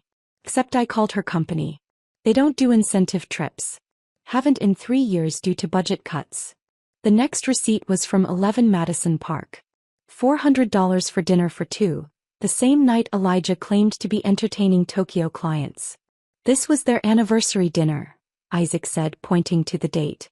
The anniversary of when they first started dating in college. She celebrates it every year. Used to drag me to some fancy place, but this year she said she was working late. I pulled out my phone, showing him my own evidence folder. Elijah's calendar has fake meetings with the Thompson account every Tuesday and Thursday. I called Thompson's secretary, Those meetings never existed. Isaac laughed. A harsh, broken sound. Hannah has him saved in her phone as Pilates instructor. Found that out when her actual Pilates instructor called about a scheduling change and I got confused. We spent the next hour creating a timeline on coffee shop napkins, mapping out the elaborate choreography of deception. Every business trip aligned with a conference. Every late night matched a work emergency. Every weekend apart had been carefully orchestrated. Miami conference, I wrote, drawing an arrow to Isaac's cruise receipt. Boston summit, he added, connecting it to my hotel charge. Golf weekend, I scribbled, linking it to Hannah's spa retreat Instagram posts. The pattern was so clear, so obvious once we laid it out. They'd been carrying on for at least 6 months, possibly longer. The recent intensity, Elijah's new clothes, Hannah's jewelry, suggested things were escalating. The wedding, Isaac said suddenly, staring at our makeshift timeline. Your brother's wedding. They're planning something. I nodded, sipping espresso that had gone cold. Elijah's been obsessing over the seating arrangements. Wants Hannah at the family table with the best view. Hannah bought a dress. $3,000 from Bergdorf's. Told me it was for her company gala, but I checked. There's no gala scheduled. We sat in silence for a moment, surrounded by the morning rush of the financial district, two strangers united by the implosion of our marriages. What do you want to do? Isaac asked finally. What do you mean? We could confront them privately. Pack their stuff, change the locks, serve papers. Clean and simple. I thought about it. The civilized route. The mature response. The path that would minimize drama and preserve dignity. Then I remembered Elijah at my parents' dinner table, lying to my family's faces, recruiting them into his deception. Or, I prompted. Isaac leaned back, a ghost of a smile crossing his face. Or we could give them exactly what they want. A wedding together. Just not the way they planned it. You mean? I come as your plus one. You're already invited, obviously. They walk in expecting their secret rendezvous and instead find us together. Public accountability. No room for denial or gaslighting. The idea was insane. Petty. Potentially explosive. It was also perfect. They'd be completely blindsided, I said slowly, warming to the concept. In front of your entire family. Their lies exposed with witnesses. We ordered another round of coffee. Real coffee this time, not props for our heavy conversation, and refined the plan. Isaac would arrive separately after Elijah and Hannah were already there. We'd time it perfectly for maximum impact. No violence, no screaming, just the quiet devastation of truth delivered in evening wear. Are you sure about this? Isaac asked as we prepared to leave. Once we do this, there's no going back. Our marriages are over. They're already over, I replied, surprised by my own certainty. We're just the last to know. That evening, I sat in my car outside our apartment building for a full hour. Through the 10th floor windows, I could see shadows moving. Elijah home from work, probably making dinner, playing the devoted husband while texting Hannah about their upcoming weekend. My phone rang. I'm sitting outside my house, he said without greeting. Hannah's inside making dinner. Acting completely normal. Kissed me when I got home like she didn't spend Valentine's Day in Miami with your husband. Are we really doing this? I heard him exhale slowly. I keep thinking maybe I'm wrong. Maybe there's an explanation. Maybe we're misreading everything. The receipts don't lie, Isaac. No, he agreed quietly. They don't. We stayed on the phone, two people sitting in separate cars, watching the windows of our fraudulent lives, drawing strength from shared devastation. Living this lie is killing me, I admitted. Every morning I make his coffee and pretend I don't know. Every night I sleep next to him and wonder if he's dreaming about her. Last night Hannah told me she loved me, Isaac said. While wearing the earrings I now know he bought her. How do they compartmentalize like that? I don't know. I don't understand any of it. Me neither. He paused. But I'd rather burn it all down than keep pretending. Even if we end up alone? We're already alone, Esther. We're just sharing beds with strangers who happen to be lying to us. He was right. The loneliness of deception was worse than the prospect of actual solitude. At least alone I'd have my dignity. My truth. My self-respect. Saturday's rehearsal dinner, I said. Lou Bernardine at 7. I'll be there at 7:30. Give them time to get comfortable. Isaac? What if we're making a huge mistake? His laugh was soft, almost gentle. Then at least it'll be our mistake, not theirs. After we hung up, I sat for another moment watching Elijah's shadow pass by the window. In 5 days, everything would change. The comfortable lie would shatter, replaced by whatever came after truth. It was terrifying. It was necessary. It was time. I walked into the apartment, legs still shaky from sitting in the car so long, to find Elijah in the kitchen with an apron on, something I hadn't seen in 2 years. The smell of garlic and rosemary filled the space. He was making chicken piccata, my favorite, the dish he'd cooked on our third date when I knew I was falling for him. Perfect timing, he said, not looking up from the pan. Dinner's almost ready. Open that Pinot Grigio in the fridge. Tuesday. 5 days until the rehearsal dinner, and suddenly my husband had transformed into a character from a romantic movie. I uncorked the wine with steady hands, though inside I was screaming. This was guilt cooking. Every herb, every perfectly placed caper was an attempt to balance some internal scale. What's the occasion? I asked, handing him a glass. Does there have to be an occasion to cook for my beautiful wife?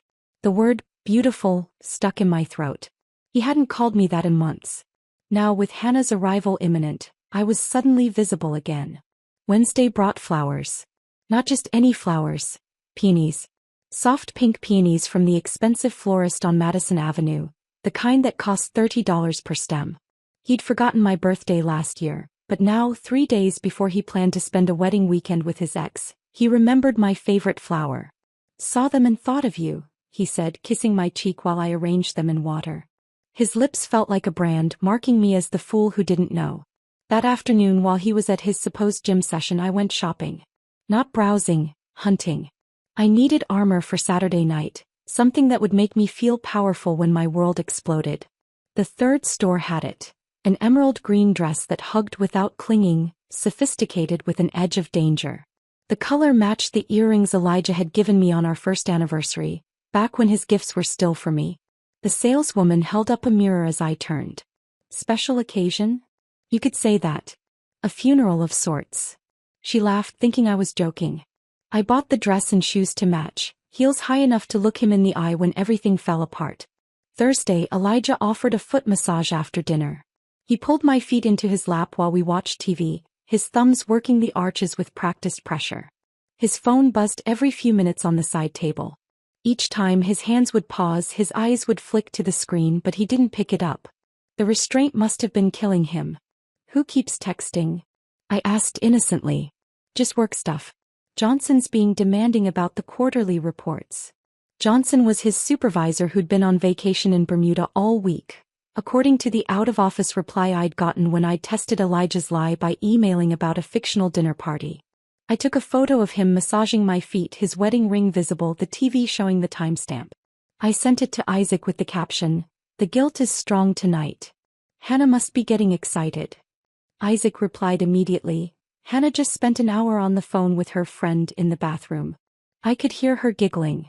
Friday morning changed everything. I was making breakfast when Elijah emerged from the bedroom in his best casual outfit. The jeans that made him look 10 years younger, the polo that brought out his eyes. "I'm picking up Hannah from the airport this afternoon," he announced, pouring coffee like this was normal conversation. "Her flight gets in at 3. It's on my way from the office." The airport was 40 minutes in the opposite direction from his office. "That's nice of you," I managed, flipping pancakes I wouldn't eat. "Well, she doesn't know the city anymore." Another lie. According to her Instagram, she'd been at a wine bar in Soho just last night. "I'll probably show her around a bit, help her get settled at her hotel." "Which hotel?" "The Marriott in Times Square." I nodded, knowing Isaac had already confirmed she'd booked a room at the St. Regis, where Elijah coincidentally had a mysterious charge on our credit card. He spent 20 minutes styling his hair, something he hadn't done since our dating days.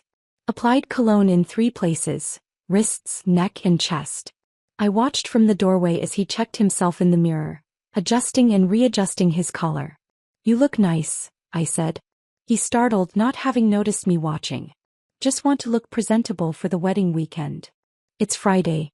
The wedding's tomorrow." "Right, but there's the welcome drinks tonight." There were no welcome drinks. Adam and Claire were having a quiet family dinner. After he left, I photographed his cologne collection, 3 new bottles in the past 2 months. Documented the receipt for a haircut at a salon that cost $150. Found the shopping bag from Nordstrom hidden in his closet with tags for clothes he hadn't worn yet, saving them for tomorrow. I met Isaac at a park in Battery City at noon. He looked exhausted, wearing sunglasses despite the overcast sky. Hannah asked me to help her pack last night, he said without preamble. Wanted my opinion on outfits. She tried on the Versace dress and asked if it made her look fat. The dress she bought to seduce your husband, and she wanted my opinion. Elijah ironed 5 shirts this morning. Then chose the one that Hannah complimented once 3 months ago on his Instagram. We sat on a bench watching tourists take photos, both of us living in houses that had become crime scenes. Are we ready for tomorrow? Isaac asked. My dress is hanging in the guest room closet. Shoes are polished. I have our story straight. We met through professional networking when you were looking for office space near my company. Hannah mentioned the rehearsal dinner 12 times yesterday. She's been dieting for 3 weeks for this. Elijah got a teeth whitening treatment on Monday. We looked at each other and laughed. Not happy laughter, but the kind that comes when crying would take too much energy. 7:30 tomorrow, Isaac confirmed, checking his watch. I'll wait in the lobby until I see them go in, then give it 5 minutes. They'll be at the family table near the front. My parents insist on being close to the podium for speeches. Perfect view for everyone to see their faces when I walk in. We shook hands, formal like business partners closing a deal. In a way we were. A deal to end the charade, to stop pretending we didn't know our spouses were liars who'd turned our marriages into theater. Isaac. I called as he started to walk away. What if they try to explain? What if they have some story that makes sense? He turned back, removing his sunglasses so I could see his eyes. Tired, sad, but absolutely certain. There's no story that explains 6 months of receipts, Esther. No explanation that justifies the lies, the planning, the calculated deception. They made their choice every single day for months. Tomorrow we're just showing them we know. He was right. Tomorrow would be devastating, but it would also be honest. For the first time in months, maybe years, everyone would see the truth. Saturday arrived with the kind of bright, cloudless sky that seemed to mock the storm brewing inside me. The Waldorf Astoria lobby buzzed with wedding guests, and I stood near the check-in desk watching relatives arrive, each one requiring a performance of normalcy I wasn't sure I could maintain. Esther, darling. Aunt Margaret swooped in, her pearls catching the chandelier light. Where's that handsome husband of yours? Getting someone from the airport, I said, accepting her powdered cheek kiss. An old friend. Elijah appeared moments later, his hand finding the small of my back with practiced intimacy. The touch burned through my dress fabric. He'd changed into his new suit, the Tom Ford he'd hidden in the closet, and his teeth were blindingly white when he smiled at my aunt. Margaret, you look 20 years younger, he charmed, and she actually giggled. This was Elijah at his best, deploying compliments like currency, purchasing goodwill he'd soon need. His phone vibrated against my hip where he kept it in his pocket. He didn't check it, but his fingers tightened slightly on my waist. Hannah texting probably. Confirming their plans while he stood here playing devoted husband. Such a lovely hotel, Aunt Margaret continued. Perfect for Adam's big day. Speaking of which, where is your brother? Probably having a nervous breakdown, I said, watching Elijah's jaw tense. He hated when I mentioned Adam's anxiety about the wedding details. It reminded him that this was my brother's day, not his romantic rendezvous. More relatives arrived in waves. Cousins from Boston, my father's business partner, Claire's extended family from Connecticut. Elijah worked the room like a politician, shaking hands and remembering names while checking his phone every time he thought I wasn't looking. His tie had been adjusted so many times that the knot was starting to look crooked. My mother appeared at my elbow during a lull, elegant in her pearl gray dress. Elijah seems nervous, she observed, watching him laugh too loudly at my uncle's golf joke. Is everything all right? He's just excited about the wedding, I said, the truth burning my tongue. He keeps asking about the seating arrangements. Wanted to make sure someone named Hannah has a good view. Do we know a Hannah? Before I could answer, Adam materialized in the corridor, still in jeans and a t-shirt despite the rehearsal dinner being hours away. He grabbed my arm, steering me toward a quiet alcove near the elevators. "We need to talk," he said, his voice tight. "Elijah just cornered me again. He's obsessed with this Hannah person. Offered me $500 to move her to the main family table. 500. Cash. Had it ready in an envelope. What the hell is going on, Esther?" I looked at my baby brother, 6'2" now but still the kid who'd defended me from playground bullies. His wedding day was tomorrow and here was my husband trying to hijack it for his affair. "Trust me," I said, squeezing his hand. "Please. Just get through tonight and I promise everything will make sense. Esther. It'll be a story you'll tell your grandchildren. The most memorable rehearsal dinner in family history." He searched my face, seeing something there that made him step back. "You're scaring me a little." "Good. Hold on to that feeling. You'll need it later." Claire appeared, radiant in a sundress, looping her arm through Adam's. "Everything okay?" "Family drama," Adam muttered. "The usual." She looked at me with those sharp eyes that missed nothing. "If you need backup." "I might," I admitted. "Just be ready around 7:30. Back in my hotel room at 5 p.m., I stood before the mirror in my underwear, the emerald dress hanging on the bathroom door like a promise. My phone buzzed. A text from Sarah, my best friend who'd been my lifeline through this week of insanity. "You've got this," she wrote. "Channel your inner goddess. Destroy them with elegance." The makeup went on like war paint. Foundation smooth as armor, eyeliner sharp as weapons. My hand stayed steady despite the earthquake in my chest. This was happening. In 2 hours the lie would die and whatever came after would at least be real. At 6:45 I zipped up the dress, the emerald fabric transforming me into someone I barely recognized. Someone powerful, dangerous, ready. My phone lit up with Isaac's message. "In position in the lobby.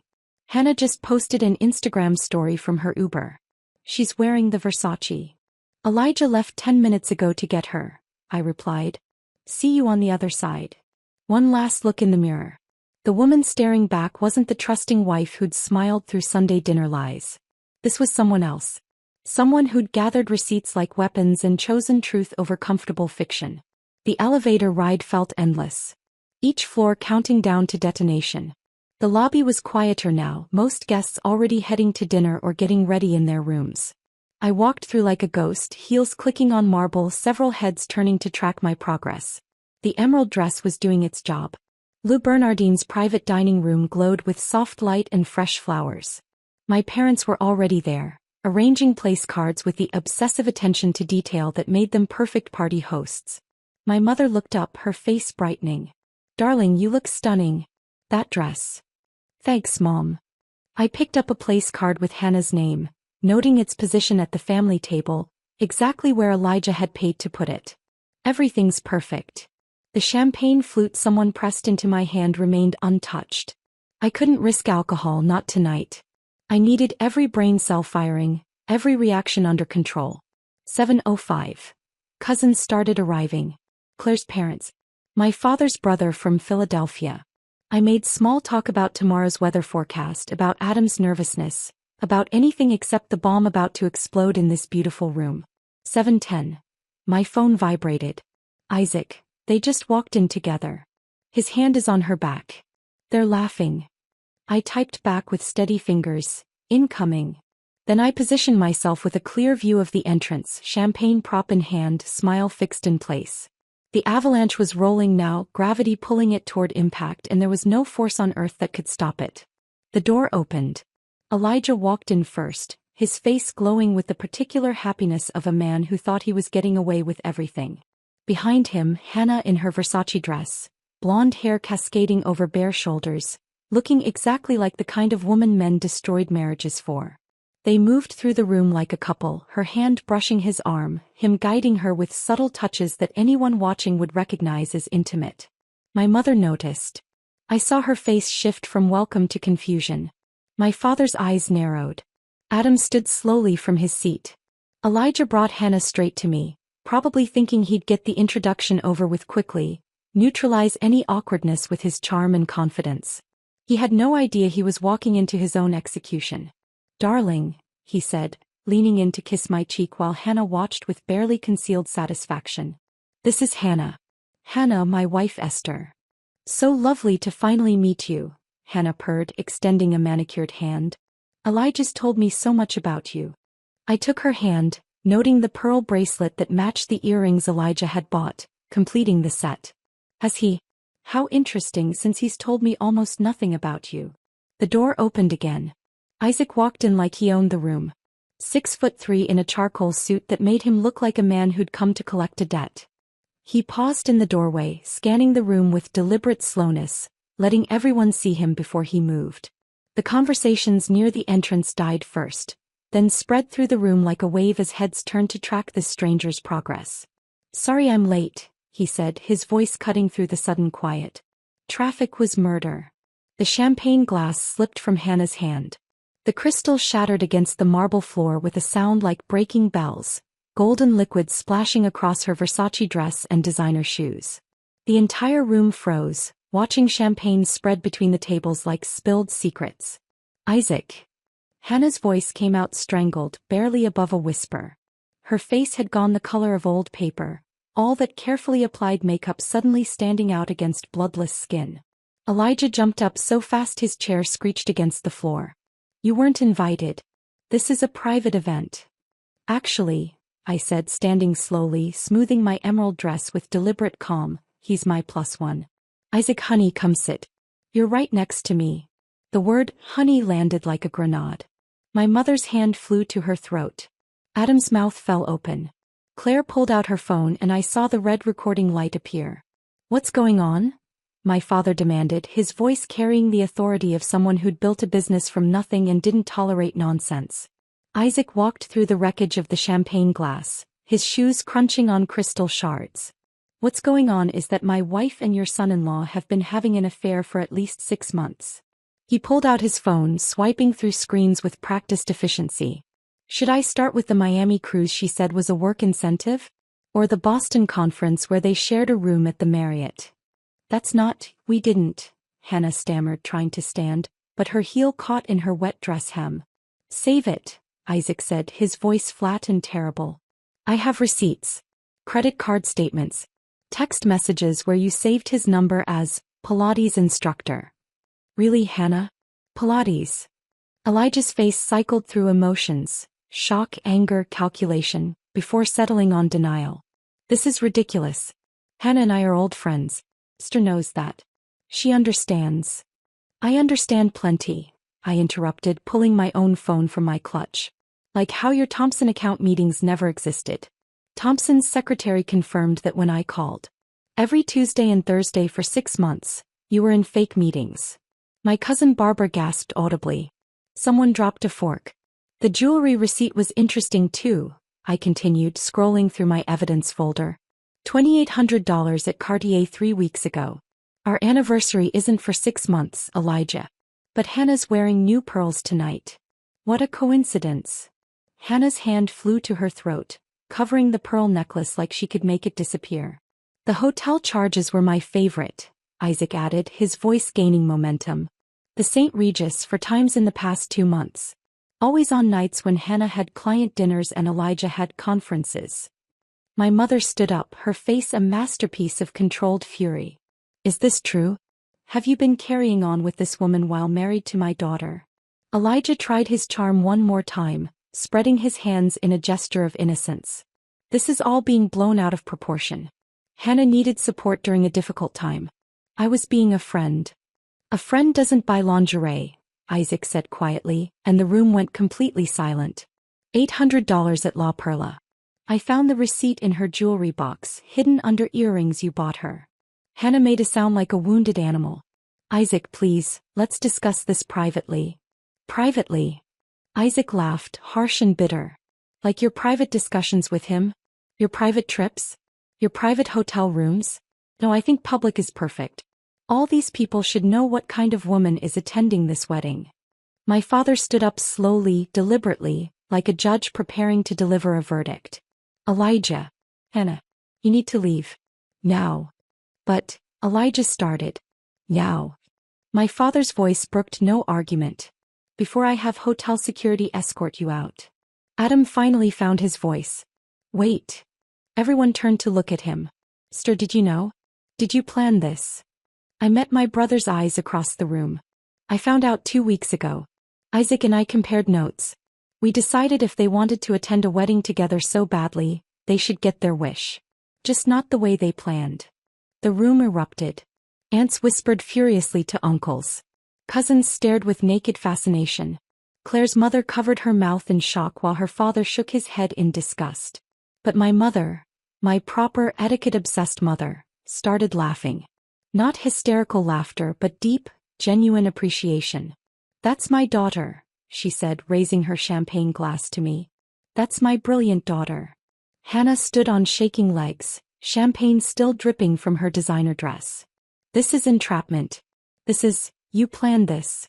"We planned this," I asked, my voice sharp enough to cut. "You've been planning an affair for months. We just planned its ending." She grabbed Elijah's arm. "We're leaving." But Elijah wasn't looking at her. He was looking at me, and for the first time since this started I saw real loss in his eyes.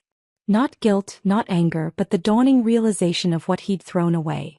"Esther. Don't," I said simply. "Just don't." Hannah pulled him toward the door, her heels clicking frantically on the marble. But at the threshold Elijah turned back. "This isn't over," he said, his voice low and threatening. I raised my champagne glass, finally taking a sip of the liquid I'd been holding for an hour. "Actually, it is. My lawyer will be in touch on Monday." They left, Hannah's Versace dress swishing, Elijah's shoulders rigid with humiliation. The door closed behind them with a soft click that sounded like the end of everything. The room stayed frozen for another heartbeat. Then Uncle Richard started slow clapping.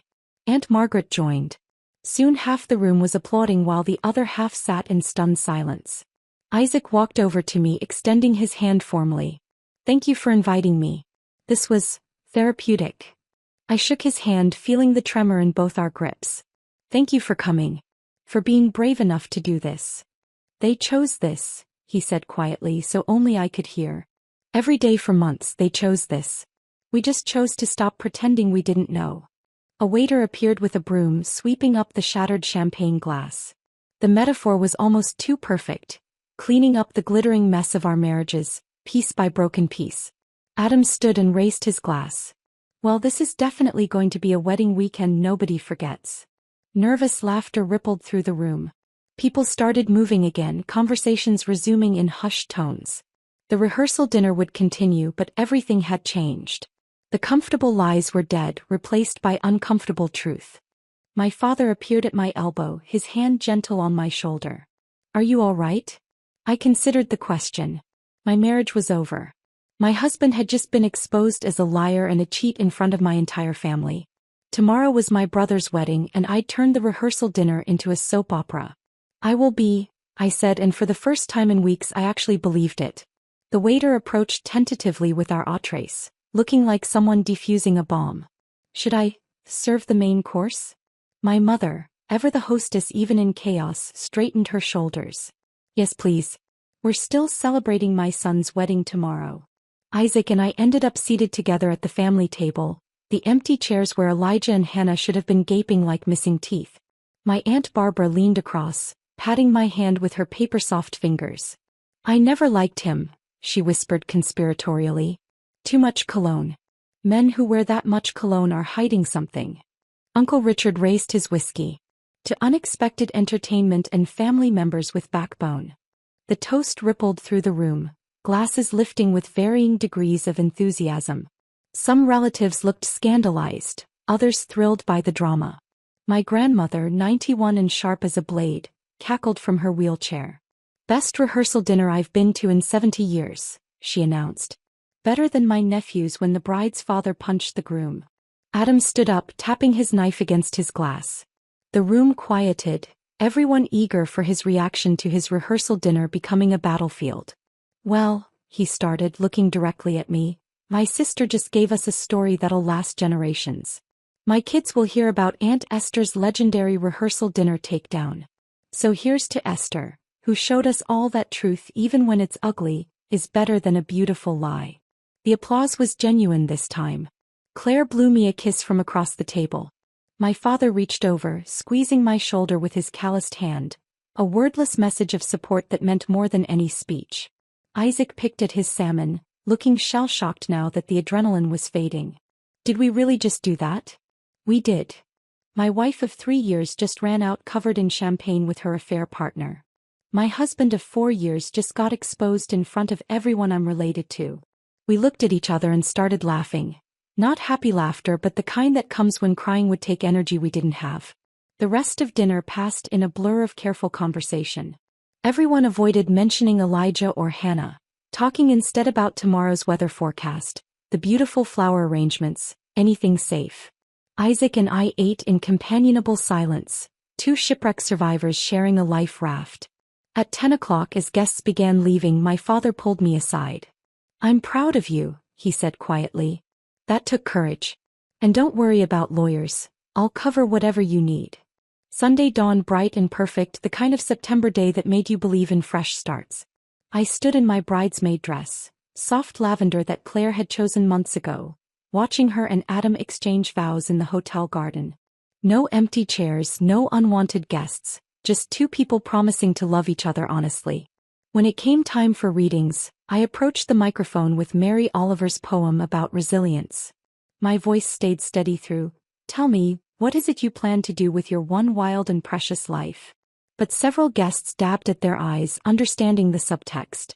During the father-daughter dance, my dad whispered, "Randall Clearwater is the best divorce attorney in the city. Already made you an appointment for Tuesday." "Dad. No arguments. That man humiliated you publicly. We're going to make sure he pays appropriately." The bouquet toss came after dinner. Claire aimed directly at me, we both knew it, and I caught it reflexively. The crowd cheered, but I immediately handed it to my 16-year-old cousin Emma. "Your turn for fairy tales," I told her. "I'm taking a break from wedding traditions." Everyone laughed, but knowingly. The story had already spread through the reception like wildfire.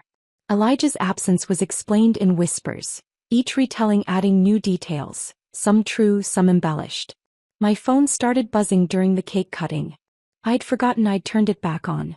27 messages, mostly from numbers I didn't recognize.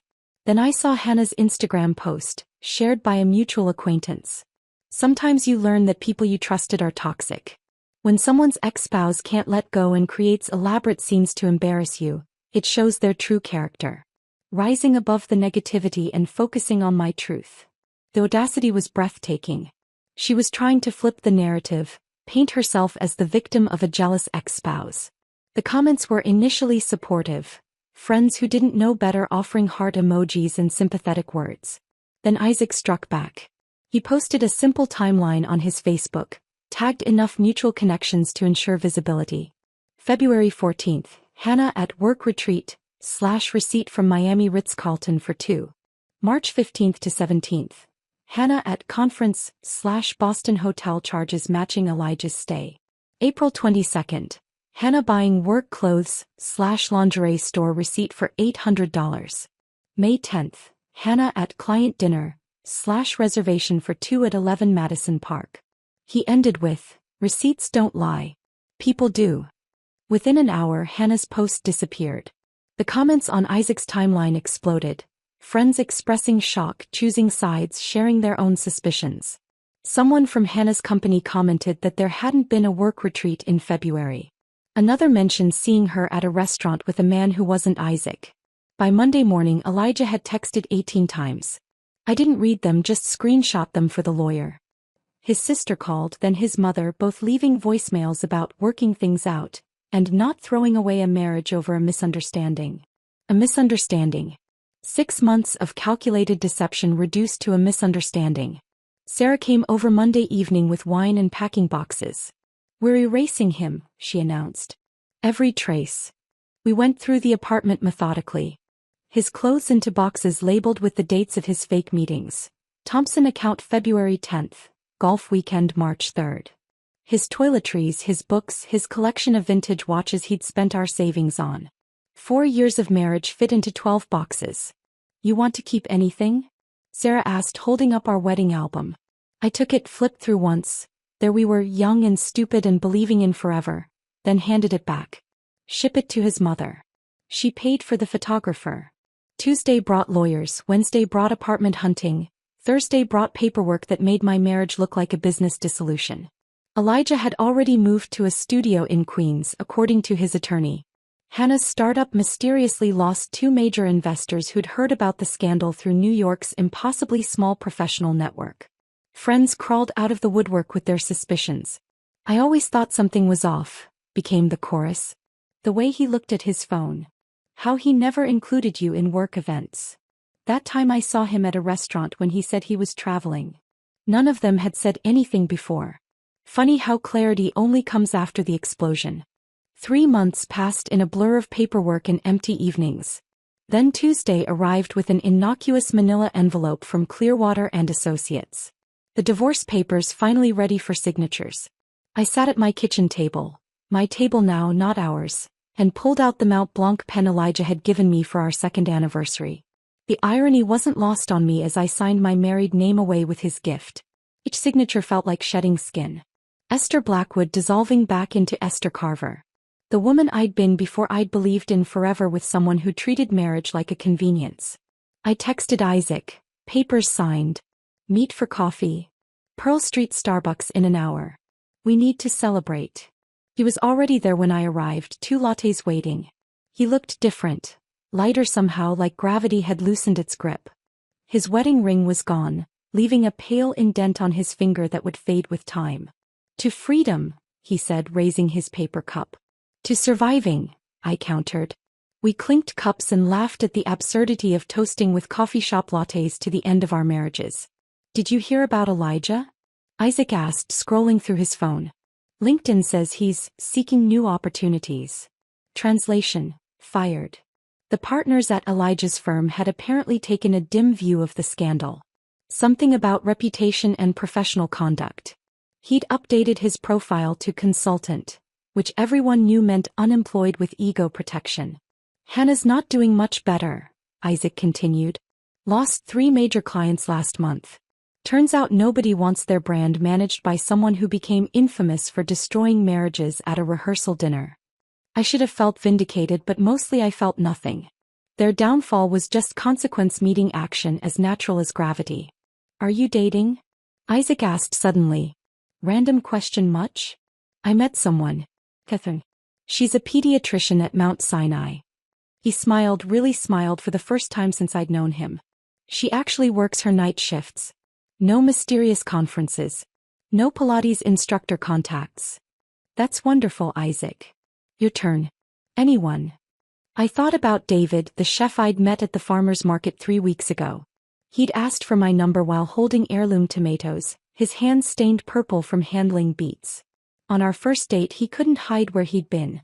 His fingers smelled like rosemary from prep work. Maybe, I admitted. A chef. Early days. A chef's perfect. Built-in lie detector. Can't claim he was at work if he doesn't smell like garlic. We met monthly after that, same coffee shop, same corner table. Not because we were clinging to shared trauma, but because we'd become actual friends.